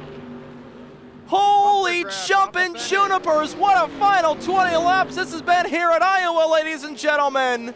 And Hyde dropping like a fly. She's dropping like a stone in the standings. Oh, my Lord. hitbox of this mod. It didn't look like there should have been contact, but Apollo just barely bumper grabbed off of Bennett, but thankfully, she was able to save it. She's still in this, but she lost a lot of time, as you said. 1.7 seconds to 5th place now. That'll bring Ike Durbin into the 5th spot right now in the 86, and Vincenzo Focusato also in that 6th spot as well. Blake Warren is pulling it off, and we come to the final 10 laps here. Again, like we were talking about, nothing is set in stone, and Goss still trying to hold off here. A hard-charging Tate Dorsey, but Tate just about to the inside of that 82. You know, if I'm Will, we talked about it last week, trying to think of the bigger picture. Apollo is only 0.4 of a second behind that 37 car. She could easily gain another spot. If I'm Will, I'm 100%. I am looking at the rearview mirror. I am mirror driving to save my life. Bennett gets by Stallhood for 4th. As the field, 5th on down to 8th. They're starting to condense again. It's going to start to get very competitive here for 5th place, I think, if Ike, Vincenzo, and Apollo can move back closer to the 1. But time is running out. It'll be 8 to go this time by. Right now, the 100 trying to get around the 37. Lap traffic in the way. That's going to condense these drivers a little bit more here as Kenny Campos on the outside of these cars. Hyde trying to move on in, looking for the slide job as Vin goes up the racetrack. 7.5 laps to go, and Hyde still, actually, she's falling back to 8th, and she's going to turn around. She's going to try and spin it. No, Kenny's turns her around. That's going to be a multi. And the caution flag is out with 7 laps to go, and that very well could be the championship. Apollo, who has been so loose in turns 1 and 2, got turned around loose in turns 3 and 4, and I feel so bad for Kenny. There's nothing he could do. He tried to jam on the brakes. He tried to turn that car around. But with 6 laps to go, 1 lap away from the point of no return. Drama in the late stages here at Iowa. And this is going to set up for a mad scramble to the end. Yeah, I mean, this is interesting. I'm not sure how you would put fault here. Apollo, I think, just really, she sends it as hard as she can into the corner and, just gets into the back of Vincenzo. Vincenzo's taking a bit of a normal arc there. And Apollo just bumper grabbed, had it sideways, about had it saved, but Kenny just kind of came in and finished her off. If anyone bothered pitting, I don't think anyone pit because there's no tire wear and it's going to be like a 3 to go restart. I think Rich Roy might have come down. And he indeed did come down, but this is going to Kenny Campos is claiming that one. Interesting. I mean, I don't blame him because, number one, I mean, if it wasn't for his contact in the back, the caution wouldn't have come out. It would have been a single car spin, so... that's applaud, absolutely applause to him. He's already 1 lap down. Great, great for him for, I guess, just taking ownership. Just so it's a little less work for Tyler to do at least. But looking back here, Rich Roy, R.J. Bishop, they're gonna come down the pit lane, and we're gonna get probably 1 more caution lap here. But we're gonna look back and see what happened initially with Apollo that dropped her back. Her just going in the infield grass initially through the corner. And this all starts with Blake Warren getting sideways in turn 3. This was back right in front. He got in a Trek. Trek did a great job of saving it. And Apollo gets loose underneath of Crystal and just about turns that 100 car into the infield.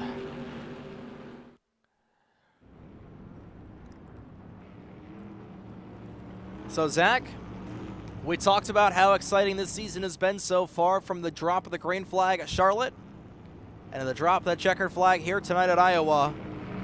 We're going to have ourselves a natural green-white checkered to get to figure things out. No do-overs, no restarts. The final 2 laps of the season start here. It's not quite overdrive, but it's just about as close as you can get. And right now, Apollo Hyde would be restarting in 9th, and Will Goss would be on the outside row. The two championship drivers side by side for the first time here tonight. Will just needs no shenanigans to ensure, and Apollo Hyde needs the restart of her life to get the job done here. I was going to say right here before we go green, if I was in Will Goss's position there, that caution was the one thing I didn't want, because it was looking like I had it in the bag with how the race was panning out for Apollo to get to 5th. So Will is just praying, like, please don't wreck me. We're going to find out here. Point of no return. 2. 2 laps remain at the Iowa Speedway. Randall Coleman will be the control car. Green flag out in the air. A little bit of a jam up on the outside lane, but will remain green. Coleman gets a really good jump. Hyde now in the back of the 100, trying to gain some ground out to the inside of the 86. Will just a couple car lengths behind her. We go back in here, and here comes Emi Schizzato looking for second underneath of Drew Fast. Randall just trying to drive off into the sunset in that 17 as they are all battling back in here. Fast gets turned. Emi Schizzato gets turned. Apollo Hyde somehow able to get through as Fast as on his roof. The caution's not going to come out. Will Goss made it through. Apollo Hyde made it through. Hyde loose off the corner. Goss trying to get through in time. All this is happening right behind Randall Coleman. Off of turns 3 and 4. Coleman's going to bookend season 9 with a pair of wins. And off the final corner, Will Goss, the Ohioan, your season 9 champion for the Fuel Grand National Series. And an awful night for Will. Ends with a P4. How about that? The seas parted for old Willie G there in that 82 car. What a finish to tonight's race. Randall Coleman, the winner. Will Goss gets the job done here. And after a night that started absolutely the way you do not want it to start, Will Goss, the champion here.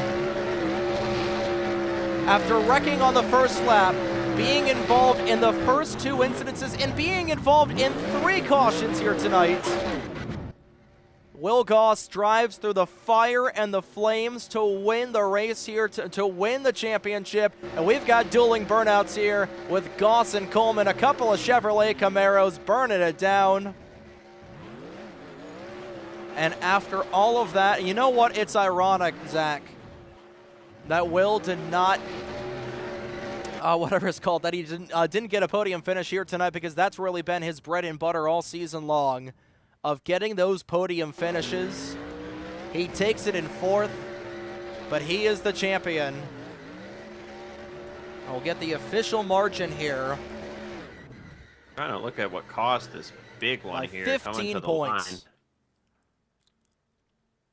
As we had our biggest wreck of the race right off of the restart. I think from what I'm seeing here, it really looks like, I think Emmy thought Drew was gonna go up to the wall a little quicker coming off of turn 4, and Emmy ran the normal line, but Drew was still lower than what she thought he would be, and that's what started the contact. And they were just all on top of each other. Tyler Stallhood goes around. Crystal gets flipped over. One quick flip like an X Games trick. And Drew got stuck on his roof, which is just awful. I mean, Drew was looking to have a great run tonight. That was incredible. All night. I mean, that's a shame. You got to hate it when you run top 3 all night and it all goes down the tube at the end. I mean, you just hate to see it. I mean, Drew officially comes home 11th here. Unofficially, I guess. And we'll see from the vantage point of Will Goss. We'll ride on board with your champion.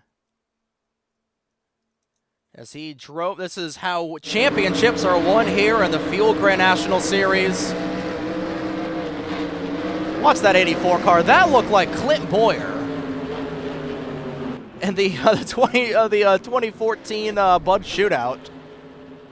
Incredible. Incredible. As Kyle Petty says, that's incredible.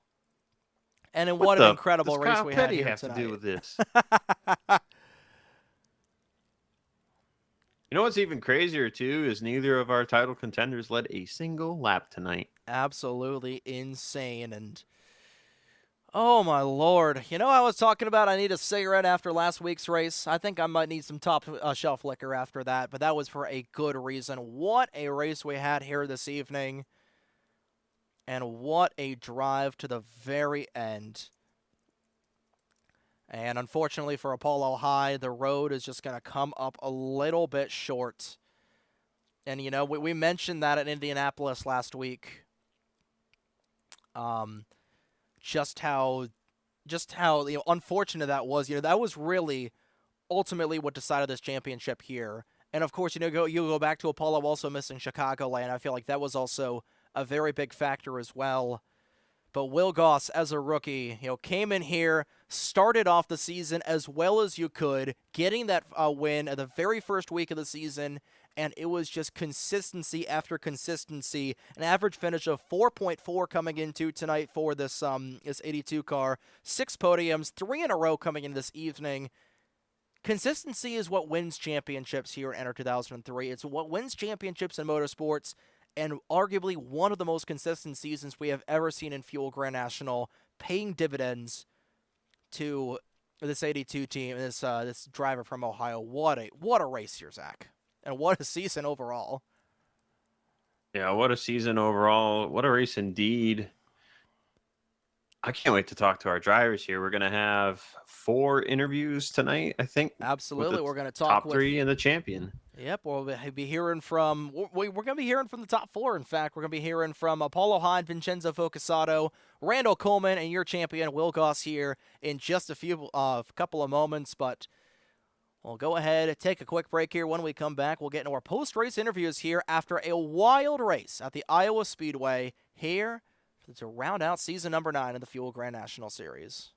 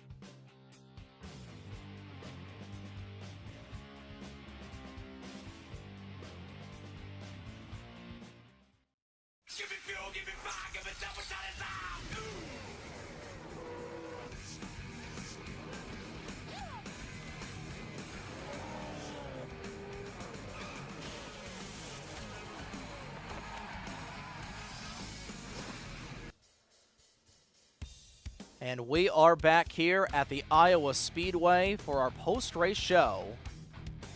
And what a race we had here at the very end here on the NESRN to round out season number 9 of the Fuel Grand National Series season. Trey Wright and Zach Rogers bringing you the action. And Zach, I got to catch my breath after one of the best finishes we have seen here in the past. And what incredible down-to-the-wire championship fight. And I think this race had more twists and turns, nooks and crannies at an old-school library than the back rooms. Your initial thoughts on this incredible race here at Iowa. First and foremost, Chassis Zero, it looks like it is definitely here to stay at the Iowa Speedway. Yeah, I mean, I have mixed feelings on that one, but I mean, the race was a lot better than I expected it to be, so kudos to the league and the drivers for putting on a great show. We had a lot longer green flag runs than I thought we would see tonight, so I'm glad to be wrong on that one. It looked like a lot of fun. In the 30 minutes of testing I did, it wasn't that fun, but it looked like they had a lot more fun than I did. So I guess it had to grow on you. But yeah, it was a crazy finish, crazy championship battle. I mean, it was, like I said, it's never over until it's over. There were moments where, we thought Will Goss was really in the hole, but he just kept his foot in it, kept going, kept racing, and it all worked out for him there at the end. He came home P4 with the title. An incredible race here tonight, and how about that for Warren Wentz Racing and Warhorse Racing as well? That satellite team for Warren Wentz Racing, getting the job done here tonight. We'll talk about that a little bit more here, but we'll go into the interviews, and the first interview we've got is the driver on the opposite end of the spectrum from the incredible race and championship battle we had here tonight. User was moved to your channel. Bringing in our first interviewee of the evening, driver of the number 100 Idle Gateway Wolkmobile Subaru, Mr. Apollo Hyde. He got a copy of us here in the broadcast booth? I certainly do. Well, that race and this championship battle all season long, we talked about it, there were just more twists and turns than a road course here. More twists and turns than the Isle of Man, if you will. And unfortunately, just after the back end of this race, it looked like you and Will, were just going back and forth, both of you guys having issues. And just walk us through the back end of the race here tonight where it just kind of fell apart. Just didn't bring a car that was good enough. That's about it. Well, you look at talk about this race. It's really been the talk of this entire week has been the Chassis Zero setup being brought here tonight. A much looser setup compared to what we saw last year's race, where you finished third here. And overall, just how do you feel like you could have? How do you feel like the driving was in comparison to last year's race? And then overall, just how do you think you could have done a little bit better here tonight? Don't think I really could have done anything different. It's Iowa, can't pass. Well, Zach, I'll turn things over to you real quick, just to give your thoughts on things. Paulo, would you say everything's great and you're looking forward to getting back in the race car? I'm definitely looking forward to Auto Club on Friday. That's for sure. And I think all of us are looking forward to it as well. But, looking at this upcoming schedule here for Season 10 for the Fuel Grand National, we've got a month off, so you got a month to try and grab your bearings. I know your favorite track of all time, the Daytona International Speedway, first one up. And we've got a plethora of different tracks on this upcoming schedule. We got Watkins Glen coming up. I know you're looking forward to that. You and Dunlop Prott are both going to be looking forward to that. And, looking forward to this upcoming season. Now that Will Goss has got the crown, what are you looking forward to up in Season 10 to try and get the job done, try and get that 4th championship? We'll look forward to Darlington and Homestead. Really, they're the only 2 tracks that we're typically good at with the open setup. We'll see what happens. I really don't know what's gonna come for Season 10 at this time. Paulo, I got a question for you. And you might understand where I'm coming from with this. Obviously the seasons help segment racing here at Fuel, but just kind of talk about how racing, it's a passion. We love doing it and it can be a ton of fun. But at some points, we start to ask ourselves if we can be doing something else with our time. Do you feel like you're hitting burnout at all or anything like that? Does it feel like it's more of a chore? I wouldn't necessarily say that's a chore, but yeah, this one stings a little bit. Not gonna lie. We did a lot of good. We did a lot of good this season, but we also did a lot of bad this season. I look back and like I don't know really where else I could have done too much different in the races where I showed up. I feel like that we showed up and tried. We won the races that we wanted to win. And I already knew that we were going to struggle here at this track. We struggled mightily at this track with like the 4th or 5th best car last year. And we were easily way worse this year. We were probably the 10th best car on speed, honestly. Like the car was just terrible. We did not bring the right setup to the track. It's rough. I kind of saw the Red Sea part in front of me, and then I just entered turn 1 pretty bad. Had Vincenzo go around me, and I looked up in the mirror, and I saw that white car behind me, and I realized that there's not much that I can do about it. So maybe if I didn't go side by side with Dane Stinson at Indianapolis. Maybe if Emmy disappeared at Long Beach, we'd be talking about a different story. I don't know. I don't think that we could have done much different here. Right on. Yeah, totally understand. Absolutely, and like you said, it's a long path where all the finishes, good and bad, begin to add up at the end. But before we let you get in the hat dance here, we'll give you the time to really talk about the Fuel Sportsman series a lot. We like that. We love that it's back on the horizon. It's coming back this Friday night. We'll end things on a positive here. Fuel Sportsman, that's coming up. What can the fans here on the NAS Arena really look forward to, especially with this new SNG05 car coming up here for the mod that we're using. Yeah, I'm just looking forward to the reset, honestly. This season's taken quite a bit out of me, and then every single time that I look forward to the Sportsman's schedule, I just get a bright smile on my face because I realize that we've got 12 tracks in a row that are just absolutely phenomenal, and there's not a bad race on the calendar. There really isn't. This is really something. We usually start with Auto Club, and then we go to Rockingham, Myrtle Beach. We've got Sears Point. Obviously, the Las Vegas race last year was unbelievable. We'll see if we can even come close to matching half of what we did last year. Would be insane. Our Daytona package is great. Lexington's really the only wild card because that's a track that really nobody's done a lot of time at unless you were in the slower series. Old Spice is a very bumpy road course. It's really easy to wheel hop at. Hillside is even worse with tire wear than Rockingham. And then the 3 races in the season, Grand Junction, Papyrus Motorsport Park, and Homestead. Those are going to be 3. Those have historically been 3 amazing races. So we're going to see how Sportsman goes. It's probably going to go a lot better than GNS next season for us. I can almost guarantee you that. Because I'm looking at this GNS calendar. It is looking pretty bad for us. I see a lot of short tracks that we're just not going to be competitive at.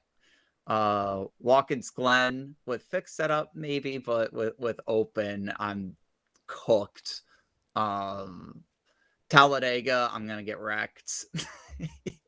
So, like, I'm looking at Darlington and Homestead, and maybe Texas, but I don't think my 2015 FSC setup's going to work for the track that we're going to be going to. So we'll see on that.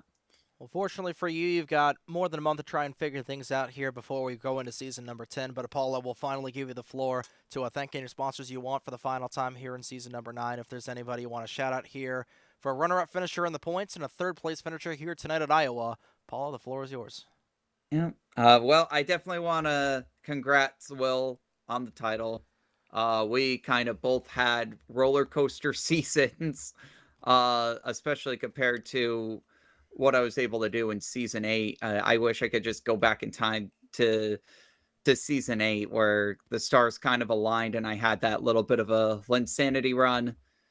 We've definitely come back down to earth for season 9, to say the least.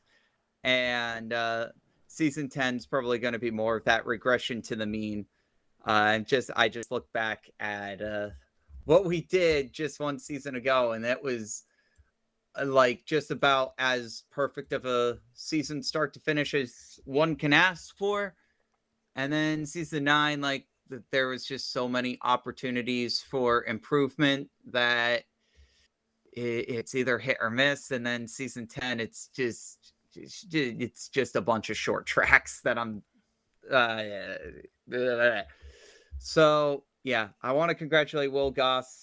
Very well done on the championship. Every time that we were able to race each other, especially for the wins this season, has been incredible. The Charlotte race that we had was great. Nashville was amazing. Michigan was a race, but then we got back to Pocono. Pocono was thrilling as always. Bent Twig was a bent twig, and then we go back to Anchorage, and that was really awesome. North Wilkesboro, I was side by side with Will for like 20 laps, it felt like, for the lead at North Wilkesboro, so that was really awesome. And then, yeah, we just kind of let this one slip away in the last 2 races. Or overall, like we said, you got a month to try and process things, and again, you got Fuel Sportsman, so definitely look out for starting up this upcoming Friday night here. But Apollo, fortunately, the cards didn't fall the way they did, and we'll definitely look forward to trying to get what you can next season in season 10. But overall, got Fuel Sportsman coming up, and that's pretty damn good as well. Thank you for so much for coming on here post-race, and we'll see you Friday. Yeah, look forward to seeing everyone on Friday. We'll see how it goes. Have a good night. User left your channel. That was Apollo High, driver of the number 100 Idle Gateway Wolkmobile Subaru BRZ, your third-place finisher here tonight, and a runner-up finisher in the points. We'll go over the full season point standings at the end, as Tyler Stallhood has let us know that they are live. But now we'll bring in our second-place finisher here tonight, our runner-up finisher on the evening, driver of the number 37 Momo Mazda for Millennium Autosport, Mr. Vincenzo Focusati. Got a copy of us here in the broadcast booth. Read you loud and clear. Well, now we'll transition from talking about the championship to the actual race itself. Very chaotic in the final quarter of this race, to say the very least. You were running really well here tonight. We'll start from the beginning. Coming into this race, a vastly different setup than what we had last year, where we had Chassis 3 back in 2025, Chassis 0 coming in 2 tonight, and based on what Zach and I were seeing on the track, it was an absolute blast to watch you guys drive. But how did it really feel to drive those cars, knowing how loose they were handling, but also just how much they were able to, how fun they were able to drive with the downforce and everything? Mortifying. Yeah, we thought just about what we thought. To be a little more serious, you all saw it. It was very visibly obvious from the outside. The cars could be pushed way over what would be the limit of control on any other reasonable track. So it's just a very you're fighting that internal voice in your head that's screaming at you that you've just blown this. Your back end's going around and it's not coming back. But you have to make yourself think that every corner of the race over and over again, because that's just how Chassis 0 works here. The car will stick, and it was a game of trying to keep the back end as planted as you could We're all saying that it could be swung out and you could totally get away with it, but the more straight you kept the car through the corners, the faster it would corner. It was a lot like a dirt track. I say that and now remember that Apollo was effectively drifting the thing herself, so maybe it wasn't the same for everybody, but that's how I felt out there anyway. It was extremely Nerve-wracking. unorthodox, but it turned out well and made for a very interesting race. It definitely did. Zach and I were talking about it throughout, because I think both of us expected, okay, you're gonna have a lot of drivers, a lot of drivers that are still lacking with a little bit of experience on track here tonight. We had 21 cars start the race, and we only had 3 DNFs, and we did have 6 caution flags on the evening. But overall, it was a very spread out race. The caution flags were spread out. We got some green flag racing. We got lap traffic in the way of the leaders, and overall, transitioning over to that final restart, I believe you were restarting from the 4th position on the outside lane. And then just all hell breaks loose coming to the white flag. Just your reaction to that. Fortunately, that's not how I wanted it to end. I would have rather finished behind all of them than passing them that way. But unfortunately, that's just how it turned out. Once I saw them make contact with how bunched together they were, I knew that the only real shot I had was to just aim for where the fewest of them were and hope the path that I picked stayed clear. It was a matter of luck at that point, but the luck ended up being on my side, fortunately. And yeah, as nice as it is to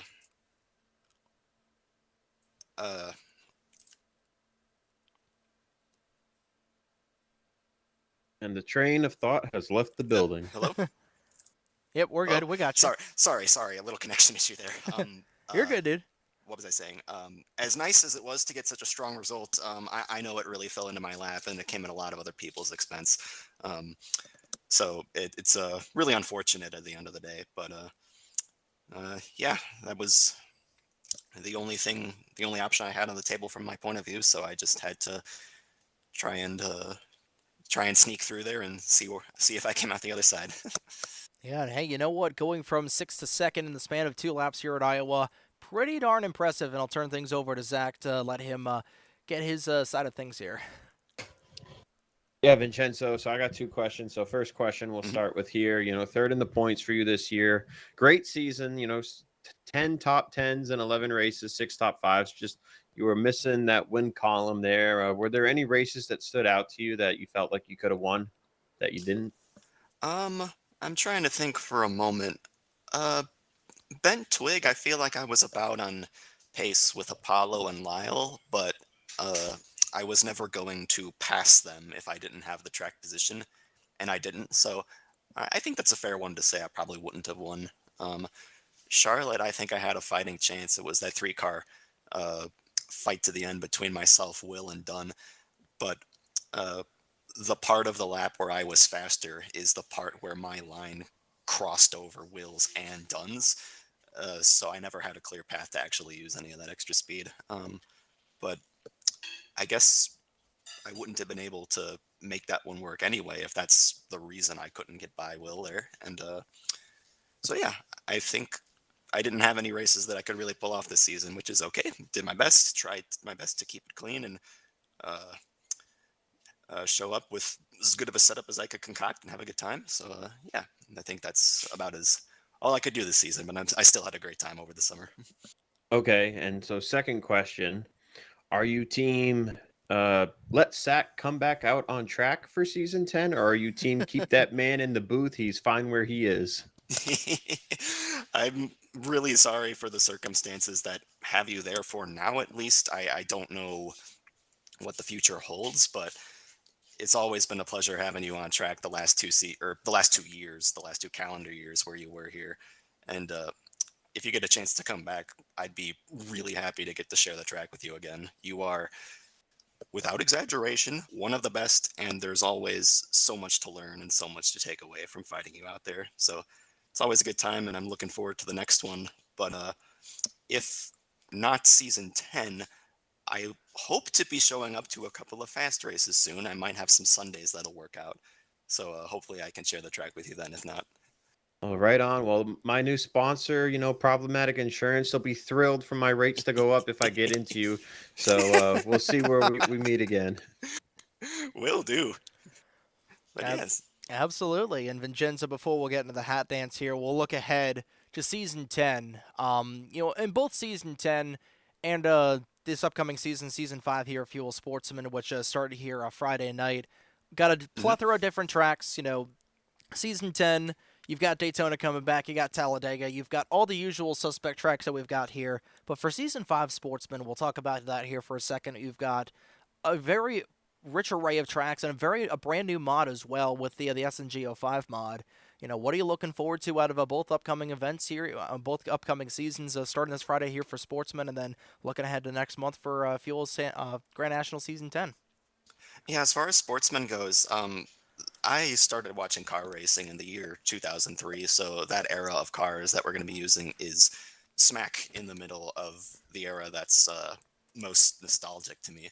So getting to race those will be a treat. I'm really excited for that. It's only 2 days from now. Heck yeah. I better finish painting up my team's cars. Wow. And the tracks too. I can't remember the full schedule offhand, but Rockingham's there, which I missed during the 2024 Sportsman race there. So super excited to get to make this one. Old Spice was one of my favorite races of the calendar year last year. I know that's coming back. Hillside, Papyrus. Apollo's always got a very mixed bag of out of the box tracks that I'm really excited to get to race on again with everybody. For the fall season of GNS, we got a lot. I think we have a fair number of, I guess, more familiar NASCAR tracks to go to. So, gonna have to see if I can fine tune any setups that I brought from the last 2 years at those tracks. I think we skipped Martinsville last year. That's gonna be a fun one to come back to. Uh, there's another one that might be coming in the middle of the schedule that I'm really looking forward to. But yeah, just this summer was just another example of why I love racing here. Made for a great time. The entire experience made Wednesday nights really fun, and I'm looking forward to doing the same in the fall.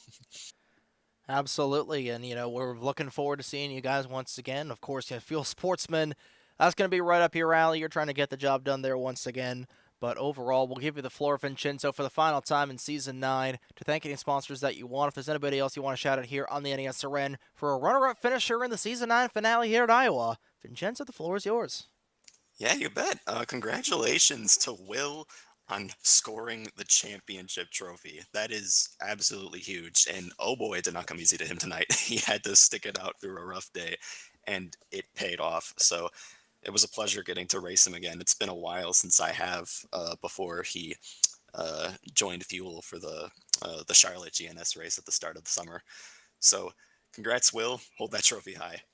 Congrats on the win to Randall as well. And a huge shout out to everyone on the entire extended Warren Wentz family of racers. They've got a big crew of people who work together and work really well with each other and are just great people to hang out with and race with and solve our little puzzle setups with. It's great to be a part of, and I'm glad that they're letting me be a part of it. Same with the rest of my crew at Team EFR and Millennium Autosport. Thanks to Ike, Rich, and Andrew for every race that they made this season, and to everyone who isn't included in those categories, because like I said, had a great time racing all of you on the track this season. Shout out to the admin team once again for doing a lot of work during the race and in between the races. So thank you to Tyler and Apollo and Ike. Thank you, gentlemen, for the broadcast, for the professional grade broadcast that we get to enjoy later. And yeah, thank you to anybody, Dad, Andrew, Cameron, if anybody's watching now or later. Your support means a lot. And to anybody else who I might be forgetting, I've always got that nasty feeling in the back of my mind. But yeah, yeah, it's great to be here. Got a lot of people to thank for everything. Absolutely, and it means the world to think that, hey, we are a professional grade broadcast, even though, I think we missed the pass for the race lead here tonight overall. But I feel like we're about on par with Fox Sports. I'd say, a piece of toast nailed to a TV screen is about what Fox Sports' NASCAR coverage is these days. But overall, it's glad to be held in that high regard by you guys, and it's fun to put on these races. It's fun to come here every Wednesday night, now transitioning over to Friday nights at darn near midnight, and putting on just incredible products for all you guys, and really blessed to be a part of you guys for the last year. It's the 1-year anniversary of the first ever live stream here we did on the NASRN for the Fuel Grand National Series, this very race 1 year ago, and then 1 year later, just an absolutely incredible race. And hey, congratulations to you on second. I'll let you get out of Dodge. I know it's getting a little bit late here. And hey, always a pleasure to talk with you, Vincenzo. We'll see you on Friday night, and hopefully we'll be talking with you Friday again. Yeah, pleasure to talk to you as well, Trey and Zach. Thank you both. Have a good one, dude. You too. User was moved out That of was your Vincenzo channel. Focusato, driver of the number 37 Momo Mazda for Millennium Autosport, your runner-up finisher here this evening. It's time to bring in the man of the half hour. User was moved The to winner your of channel. tonight's race, his second consecutive win here on the NASRN, driver of the number 17 HendrickCars.com Chevrolet Camaro. Mr. Randall Coleman, you got a copy of us here in the broadcast booth. I got you. Well, I wouldn't say, you know what I would say, that was about as chaotic as your win at Indianapolis on Sunday night, but chaotic in a different way. First and foremost, congratulations on getting your second win of the season, third if you count the All-Star race as well, and first and foremost, just congratulations on a hard-fought victory here tonight and holding off a couple of hard-charging drivers and the chaos unfolding behind you to get the win here tonight at Iowa. Yeah, it was a little bit nerve-wracking there at times, but we were able to keep it clean for the most part. We got a little bit of a scratch there at one time, but wasn't anything real bad. Was able to drive back up through and keep it clean the rest of the race, and wound up getting up there and holding on to it. Well, let's talk about the beginning of this race, because it seemed like you pretty much had the drop on everybody. Chassis Zero here being ran tonight at Iowa. Such a fun setup for us. Zach and I were having a ball watching you guys race out there. Meanwhile, we're talking all the drivers and everybody was talking. It was mortifying. It was crazy. It was like driving a dirt track here at Iowa.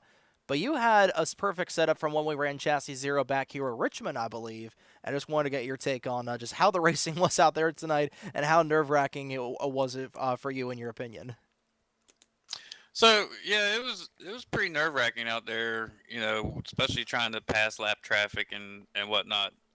But yeah, like you said, 2 years ago we ran Richmond over here, Chassis Zero, and we had a really good setup, but we were missing a little bit of something. And someone mentioned then about the way you could run a higher tire pressure on your tires. So once we cranked that thing up at Richmond, we went from being probably the second best driver behind Apollo to just being on rails and being able to just drive the heck out of the track. And so we were able to come in here tonight, similar type of track, I would say. Brought that Richmond setup over, had to make a few little minor tweaks, nothing really major, but it felt amazing again, just to go out there and only have to do a few little tweaks and to be out there able to run like really, really fast laps. It was definitely a confidence booster. But you could be fast and everything, but you still have to be able to weave through traffic. And we wound up getting caught in one of those wrecks up in front of us. Didn't hurt us too bad, but it was a heck of a race to come all the way back up there, get back out front, hold on to that lead, and then that late race yellow. I was counting down the laps, praying that we were just going to get to the point of no return, and I was going to be able to maintain that lead and just pick apart the lap traffic. But no, heck of a race. Way to end the season. Absolutely, and we talk about we'll talk about that final restart. The caution flag comes out with 6 laps to go, and you had Drew Fast right behind you pretty much all race long, but you had to battle through a lot of traffic through the strategy that we saw midway through the race, and just your take on that final restart where you got a great launch, got the race lead, you look back in your mirror, and we got cars flipping all over the place. Crystal Bennett literally hit the X Games move by hitting the Clint Boyer 2014 flip. And just your thoughts on a very wild end of this race here to this evening. Yeah, it was Pretty well. I was mainly at first focused on just getting a really good start, not getting loose going into turn one, being able to keep it where you could power down coming off of turn two, because I knew that if we could do that, heading into 3 and 4, we'd be fine. So we made it through that first lap and coming to that white flag, all heck broke loose behind us. And, by then I was like, all right, we got the win. Let's see how far we can get away. And then, basically that big wreck happened. And, we knew then that we had the race won, but to see who came out, second, third, the championship battle right there, all like combined together right there where that wreck happened, was very, very crazy. So, from my point of view, it was like, just go, don't look behind you. But then at the same time, with that white flag, seeing that big wreck back there, seeing, I think it was the 84 got up on its side, it was kind of crazy. It definitely was, and I'll turn things over here to Zach. No, you guys have, I'll turn things over here to Zach real quick. Yeah, Randall. I don't have a question for you. Oh man, Other that's disappointing. Demand, I need your setup for the future if we ever run chassis 0, because I tested this thing a few nights ago and I had nothing close. So it looked a lot of fun, but with the wrong setup, it looked like it wasn't that much fun. So you gotta give your boy a little help if we ever run this again somewhere. Those Revolution Motorsports engine setups and all that, chassis and everything, they do a pretty good job out there on that track. So you're under contract, so I guess technically you get the secrets. Yeah.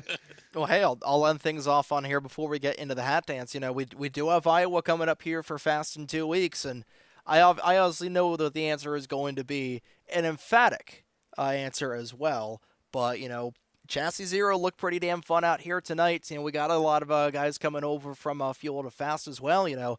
Thinking Chassis 0 for the RPCS race here in 2 weeks. Absolutely not. Yeah, absolutely not. That was better than the hell no or the expletive no that I was expecting, but just a thought. No, that was one thing that coming into this race tonight though was like different chassis type, different track altogether. We're running the updated Area 23 Iowa at Fast, and a little bit faster of a track. Got a lot more speed to it, but the type of racing that we had there last year was really, really good. Not saying that because I won, but in general, it was some really good racing. I think we had really a lot of long green flag runs. So definitely looking forward to that coming up here in 2 weeks. Obviously, like I said, we won there before. Came out here and won the night at Iowa. So definitely confident booster going into that race. But one person wasn't on the track tonight that I'm worried about, and he's sitting here in this booth tonight. So we're going to have to go out there and rub fenders with him next Sunday. And last year, Randall didn't have to worry about me at Iowa because I was watching SummerSlam. Hey, SummerSlam is that same. No, it's not. Darn it, it's this coming weekend. Darn it. Moving the race. Just kidding. Well, 2 years ago, Trey, I won Iowa, so we'll see who the king is. We'll definitely have to. We'll have to see about that. But Randall, congratulations on your third win of the season. Before we let you out of Dodge, before we let you celebrate with the Coleman guys again, we'll give you the floor to thank everybody that you want. If there's anybody else you want to shout out here on the NES Seren, we know who the number one person's going to be that's getting the shout out. But Randall, the floor is yours for the hat dance. Yeah, I'm the number one person. You thought wrong. You're 1A. First and foremost, gotta give a shout out to my girlfriend. Let me come over here and race. Kind of talk to her last minute, be like, "Hey, we're not racing this coming Sunday, so we're gonna race Wednesday night." So she let me come over here and race tonight with all the guys and gals from Fuel, I should say. My bad. So it was a lot of fun. Gotta thank Tyler allowing me to come over here and race with the group. He's been putting on a pretty good show over here for Fuel, and I think I had one bad race I came over here and was like kind of turned off from, but all the other races I've been to, all I've been a part of, have been really fantastic. He's doing a really good job with this league, so looking forward to see what he does with season 10. Um, big shout out to all my teammates, Josh, Tyler, and Zach. They make me better each and every week coming out here, getting on this track, racing head to head, toe to toe, bumper to bumper with them. Kind of disappointed I don't get to race with Zach other than one time a week. Think it could have been really fun tonight to be out here rubbing bumpers with him, but we're going to do that next Sunday. We're going to see who comes out on top. But more important, we're looking at that big championship picture. So got to focus on that. And I give a shout out to my sponsors, Napa, Amazon, and fortunately, I guess ColemanCar.com, kind of slid off of the car. We're kind of supporting Hendrick right now with the HendrickCars.com. Number 17, I think 4 races I've been here with this car, we won 3 of the 4. So, Yep. 17, at least with the Xfinity mod, must be the go-to number for me. I don't know, but big shout out to all my sponsors. Shout out to you and Zach putting on the show tonight. I went back and was watching a little bit of it before I got moved up here. Kind of watching the whole entire broadcast. Great job. Looking forward to watching all of it to the end. And last but not least, big shout out to Will. Will won the championship from what I understand. He was out there doing burnouts out when I was out there. So congrats to him. I don't get to race with him quite a bit, but when I was out there on the track with him the couple times I've been here, really good competitor, really clean racer. So definitely deserving. Go out here and get that championship. Looking forward to maybe seeing him over at Fast sometime. If not, we'll see him over here at Fuel in the future, and hopefully have some more good races. Well, absolutely, that looks to be the case, and thank you so much for coming in here post race once again. It's always a blast to have you up here in the booth for these during these races, and especially here in Fuel. It's always glad to have you here on Wednesday nights, and big congratulations to you on getting the job done here tonight, and we'll go let you celebrate with your guys. Hey, just remember, every time you've been bugging me about coming back over here to Fuel, you've interviewed me. Yeah, how about that? Well, have a good night, dude. We'll see you next Sunday. Will do. Thanks. User was moved That was out of Randall your channel. Coleman, driver on the number 17, HendrickCars.com/ColemanCars.com. Chevrolet Camaro for Revolution Motorsports. Your race winner here at the Iowa Speedway. And we'll go ahead and get things over to the man of the hour himself in just a few moments' time. But just what an incredible season it has been. We'll go over all the season statistics and the everything here in just a few moments.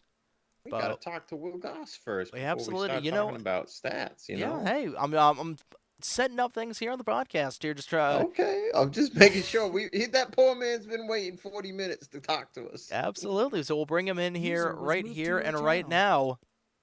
Time to bring in the man of the hour and the past 11 weeks here. Talk of the town, Mr. Will Goss, champion of the Fuel Grand National Series. You got a copy of us here in the broadcast booth? Yes, sir. Well, to say that tonight was the most roller coaster race of a championship fight would be the understatement of the century. First and foremost, congratulations on a hard-fought championship here tonight, and just wow, what a performance here this evening, first and foremost. Yeah, that was a very up and down race. Honestly, wasn't loving the way the track was set up or anything like that. It was just so completely different to what I was used to. I kind of finally came to grips with it by the end, but everyone else was still so much faster than me. And honestly, it just kind of came down to circumstance, and I just kind of kept my foot in it, kept my head up as much as I could, and just tried to stay there for the end, and it looks like I was rewarded for it. You definitely were. And then let's rewind the clock about 3 hours' time. Coming into tonight's race, we knew that tonight was going to be a wild card for most of these drivers. It's Chassis Zero, it's Iowa, it's very tough to pass here. And you didn't really look too well in practice and qualifying in the 12th position. And the first lap of the race, getting turned incidentally, that really set the tone for things here tonight. Just how did you really respond from that adversity right from the get-go, and then not even maybe about 20 laps later having the same thing happen and getting involved in another incident? Just how do you really process that and trying to get through that adversity? Yeah, not really feeling too hot about the performance going into the race didn't help, and then getting turned lap one, like you said, it kind of set the tone for me the rest of the race. I honestly didn't really think I was going to get much out of it. I knew Apollo had the faster setup and was the faster driver tonight, so like I said, I just tried to hang on to it as best I could. Then getting involved in an incident with Corey twice, actually turning him once, and then him getting me the second time around. I just wasn't feeling too confident about it, honestly. It honestly just came down to like the last about 20 laps or so where I kind of felt like I had a shot at it, and I just kind of stayed where I was. I was really paying attention to where Apollo was on the track on the leaderboard and just trying to keep the car clean and just stay in contention for it. Yeah, just that no quit attitude we saw to you here tonight was really what paid dividends. And then, going towards the back of the race, especially in the back end of the race, like you said, you started to get a little bit of a feel for the track. You were running some really decent laps, and then Apollo Hyde ran into some issues. She spun twice, once for a self spin, and then once to bring out the caution flag late in the running. And all of a sudden, you guys are side by side on that final restart. Just walk us through that absolutely insane final restart of the race where you had to drive literally through the fire and flames, the brimstone and hellfire to get a fourth place finish here tonight to clinch this championship. Yeah, I knew if I just hung on to the back of him that I'd have the title in hand, just knowing the points gap at that point. So I just tried to hang on to it and just stick right behind him as best I could. I ended up winding up beside them. I was kind of debating whether or not that was the right call, but I'd already made my mind up and went high, so kind of sealed my fate there as to whatever happened. They got a pretty good start. I could tell they were really going for it, and as they should. And then I just saw chaos in front of me, and I just kept it clean. And at that point, I think I was in fourth place, and just hung on to the back of him. I mean, that's all I could really do. And finishing one spot behind him, I knew clinched me the title, so just did what I could to stay there. That's all you can really do is do what you can to clinch the title by 15 points. And I'll turn things over here to Zach because both he and I were having a ball watching this race here. And Zach, that was definitely a championship battle for the ages here tonight at Iowa. Yes, it was, Trey. It came right down to the end. And Will, I got to ask, I was in the server pretty early there in practice, saw your early lap times, and then watched you slowly improve. Was there anything major you did to your setup that you felt helped you out for the race? Me and RJ were talking a little bit. He ended up changing a couple things. He made a track bar adjustment, and I think he just threw the wedge all the way to the left. And I was like, well, I mean, he's running a couple tenths faster than I am, so I might as well just slap that thing on. Took me a couple laps to get with it, but I got with it all right. I mean, there's so many fast people here that figured out this track like nothing. It's crazy, like the spread of the lap times just between the top 10 in practice and qualifying there. So I mean, just like I said, just trying to hang on to it as best I could. I knew I wasn't the fastest driver or had the fastest setup on this track, and just trying to take my bucket up to the front as best I could. And luckily, kind of the seas parted for me there by the end. Everyone got a little bit aggressive, and I mean, man, they were driving aggressive all night too. Like you said, I got spun out. Apollo got spun out. There really wasn't a lot of respect for the championship runners in this race, and that kind of led us to be in the position we were at the end. But I mean, we came out on top. We knew how to drive through all the incidents in there and the whatnot. But yeah, I just knew I wasn't the fastest and just had to hang on to it as best I could. Any future racing for you here at Fuel, or do you think you're one and done here, go out with a title? Well, the work schedule kind of gets in the way, but if for whatever reason I get off early on Fridays, I know the Sportsman Series is still going on, or if a Wednesday were to open up in my future, I would definitely come back to do this to try to at least defend the title in some way, but definitely not a full-time season coming up in the fall. Okay, and looking to SummerSlam this weekend, I know you're a big wrestling guy. What match are you looking forward to the most? I always love me a good Hell in a Cell. I'll be honest, I don't really follow the WWE product too much anymore. More of an AEW guy, but I kind of keep an eye on it tangentially just through like social media and stuff. So I'm sure that Hell in a Cell match will be pretty good to watch. Right on. Absolutely, and that's going to be something we're going to I'll definitely be watching here as well. But Will, before I'll let you go into the hat dance. Just breaking down this entire season, it was really consistency was key. Following the Matt Kenseth arc of winning a championship here in season 9, getting a race win early on the season to set the tone, but consistent finishes, 6 podium finishes on the season. Ironically, not a podium finish here tonight. But tell us about just how hard it is to be consistent in the most competitive season we have had here in Fuel Grand National in quite some time. I think there was only maybe one race we had here this season that didn't have 20 cars in it. So many full fields. I think the most cars we had was 28 at Charlotte, the race you won, and then just walk us through just the effort that it took to get the job done here for this championship. I mean, honestly, couldn't do it without my team. It is kind of crazy to think for like an online sim racing thing, like how much a team actually matters, but it really does. So I got to thank Corbin for bringing me on and RJ for supplying most of the setups for the season. I was able to kind of learn a couple of things throughout the season to tinker with them and make them a little bit faster with me.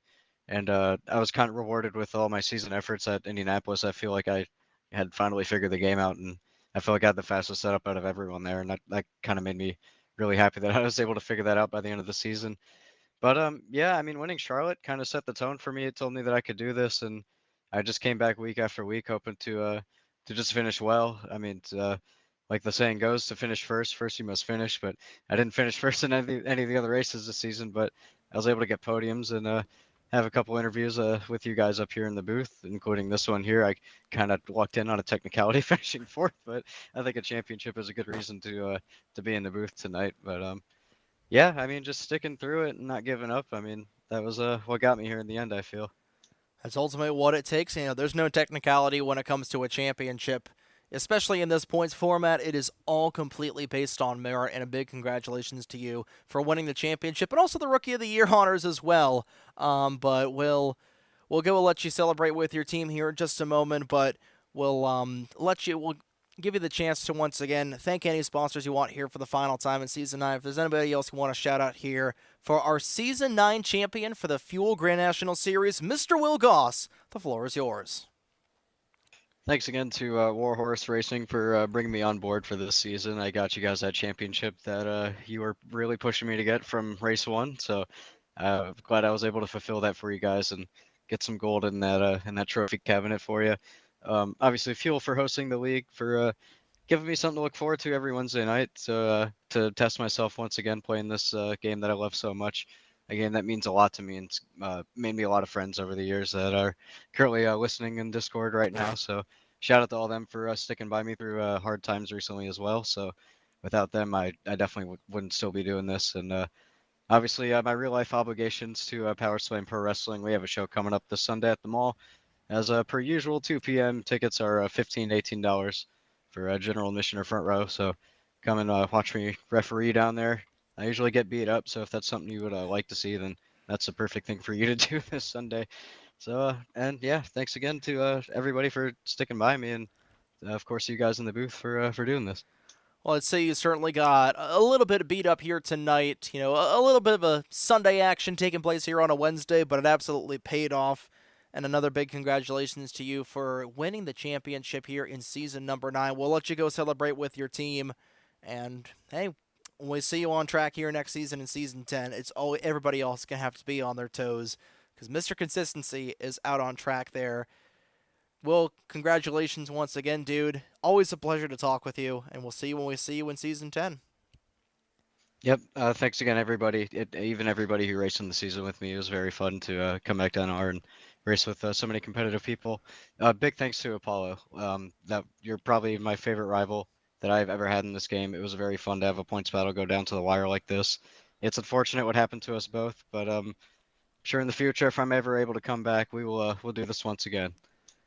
We absolutely will, and it's always going to be a blast to see you guys out on track. Willie, thank you so much for staying here for the post-race interviews. We'll let you go celebrate because I know you, Corbin, and Blake are hitching to get some celebrating done in the Discord server. Congrats, man. Yeah, for sure. Thank you again, and good night, everyone. Have a good one, dude.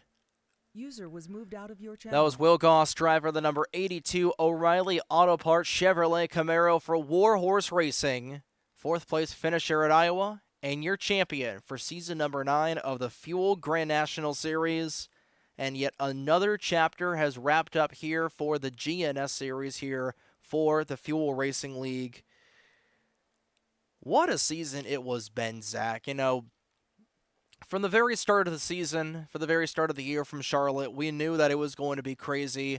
The biggest, I think the second biggest field in Fuel Series history at Charlotte, producing a crazy off-the-wall race.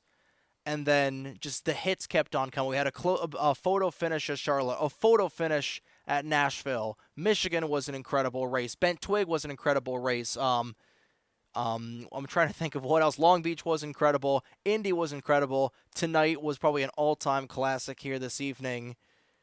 Just your thoughts on, season 9 as a whole here. A lot of a lot of controversy early on. I almost forgot about the whole rivalry between Will Goss and Drew Fast earlier on in the season that started at Michigan, kicked off at Pocono. Just your final thoughts here before we'll go over the official point standings and results here from tonight's race. Yeah, I think the rivalry between Will and Apollo was one, like Will said, that he really enjoyed because it was competitive. And, you'd probably know this better than me, but I don't think they got together all season. And that's why Will enjoyed it so much. Meanwhile, he had a bit of a rivalry there with Drew Fast, and I don't think he enjoyed that one that much because they kept getting into it with each other. So been there, done that. So I can totally understand. You never want a rivalry where you're getting into somebody. Those are the frustrating ones. But yeah, from what I saw of season 9, it looked like people had a lot of fun this season. Car counts are up. Wasn't without its controversy, of course, but what are you going to do? That's just NR2003, unfortunately. Mm-hmm. But you just got to look at the good, focus on the good, and just keep a positive mind, and then everything works out for the better. And, season 10, I was there for season 0 2 years ago when we started this thing, and I think season 10 has the potential to be a great season. I would like to be on the track, but I also would like to be in the booth, so I don't really know. We'll see. That decision's not really up to me at this point to be made, so we'll see what the future holds, but I'm looking forward to whatever comes for Fuel here for season 10. Absolutely. As we take a look at the upcoming Season 10 schedule, we got 2 races at Daytona, the preseason Fuel Clash at the Daytona International Speedway, and the season opener at the World Center of Racing. We got Darlington coming up. That's going to be a race that everybody should be looking forward to. With Blake Warren, when he sponsors, he always puts on an incredible show at the Darlington Raceway, and that's going to be a lot of fun. Gateway Bristol, those are always 2. I don't think I've called an online race at Gateway yet. Called an online race at Bristol. I've raced an online race at Kentucky. That's always a lot of fun. We got Watkins Glen, Texas. Those are always a ton of fun to watch.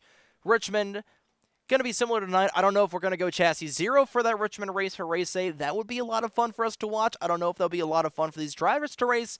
Talladega, that's the ultimate wild card of all time. Martinsville's going to be a wild show. And Homestead, Miami, the 11th race of the season, is going to be a ton of fun. Before we go into the final standings of the season, we'll talk about the final finishing results here tonight at the Iowa Speedway, where Randall Coleman won the race. He led 59 of the 100 laps to win by 1.762 seconds over Vincenzo Focusato, who finished in second. Third was Apollo Hyde. Fourth was your champion of Will Goss. And rounding out the top 5 was Ike Durbin. Sixth was Tate Dorsey. Seventh was Nicky Conti. Eighth was Ace Racer, his best career finish in his young career so far. Ninth was Tyler Stallhood. And 10th was Crystal Bennett, despite doing an X Games maneuver on the final lap. Comes home and brings it in a top 10. 11th was Drew Fast. 12th was Emi Schizzato. 13th was Kenny Campos. 14th was Rich Roy. 15th was Yahir Alvarado. 16th was RJ Bishop. 17th was Trek Togger. 18th was Blake Warren. 19th was Corey Stallhood. And 20th was Minnie Minister. 21st was Corbin Wentz to round out the 21 cars on the grid here tonight. And we'll go over the final standings of the season. All 45 cars that made a start here this season, beginning with Will Goss, who won by 15 points over Apollo Hyde. Absolute consistency. Only one finish outside the top 10 all season long for Will Goss, and he brings it home 15 points above Apollo Hyde, who finished in second. Goss getting 895 points for his troubles. Hyde was second. Vincenzo Focusato was third, and I believe he is the points leader in the all-time bracket here for 2026. That'll be something to pay attention to as well going into season number 10. Drew Fast and Ike Durbin rounded out the top 5 in the point standings in season 9. Don LaPrade, RJ Bishop, Crystal Bennett, Tyler Stolhood, and Emmy Schizzato rounded out the top 10. Blake Warren, Trek Talker, Nikki Conti, Grant Warren, and Ace Racer rounded out the top 15. Rich Roy, Corbin Wentz, Tate Dorsey, Randall Coleman, and Corey Stolhood the top 20. Tyler Mallon, Mini Minister, Yahir Alvarado, Chris Bowes, and Joshua Moyers, the top 25. Jovan Anderson, Dean Simpson, Landon Lyle, Connor Edwards, and Bobby Simpson, the top 30. Taylor Stolworthy, Kenny Campos, Rafaela Sorensen, Victor Nunez, and James Moore, the top 35. Joshua Mercurio, Anthony Luckadoo, William Gregory, Tella Aziz, Andrew Estrada, the top 40. With Ryder Lieb, Jason Stereo, Joseph Tartamala, Laura Trainer, and Julian Bowman, rounding out all 45 cars that took the track here in season number 9, of the Fuel Grand National Series. But that is going to officially wrap up tonight's broadcast here live from the Iowa Speedway. It's a 2-hour and 30-minute broadcast just about here, and it's always very, I don't want to say emotional, but, just always closing the end of the chapter. There's always so many people to thank. First and foremost, Tyler Stolhood for coming on here, for putting this incredible league together. We've been broadcasting these races for a year, exactly a year at this point for this week. So a big shout out to what he's built.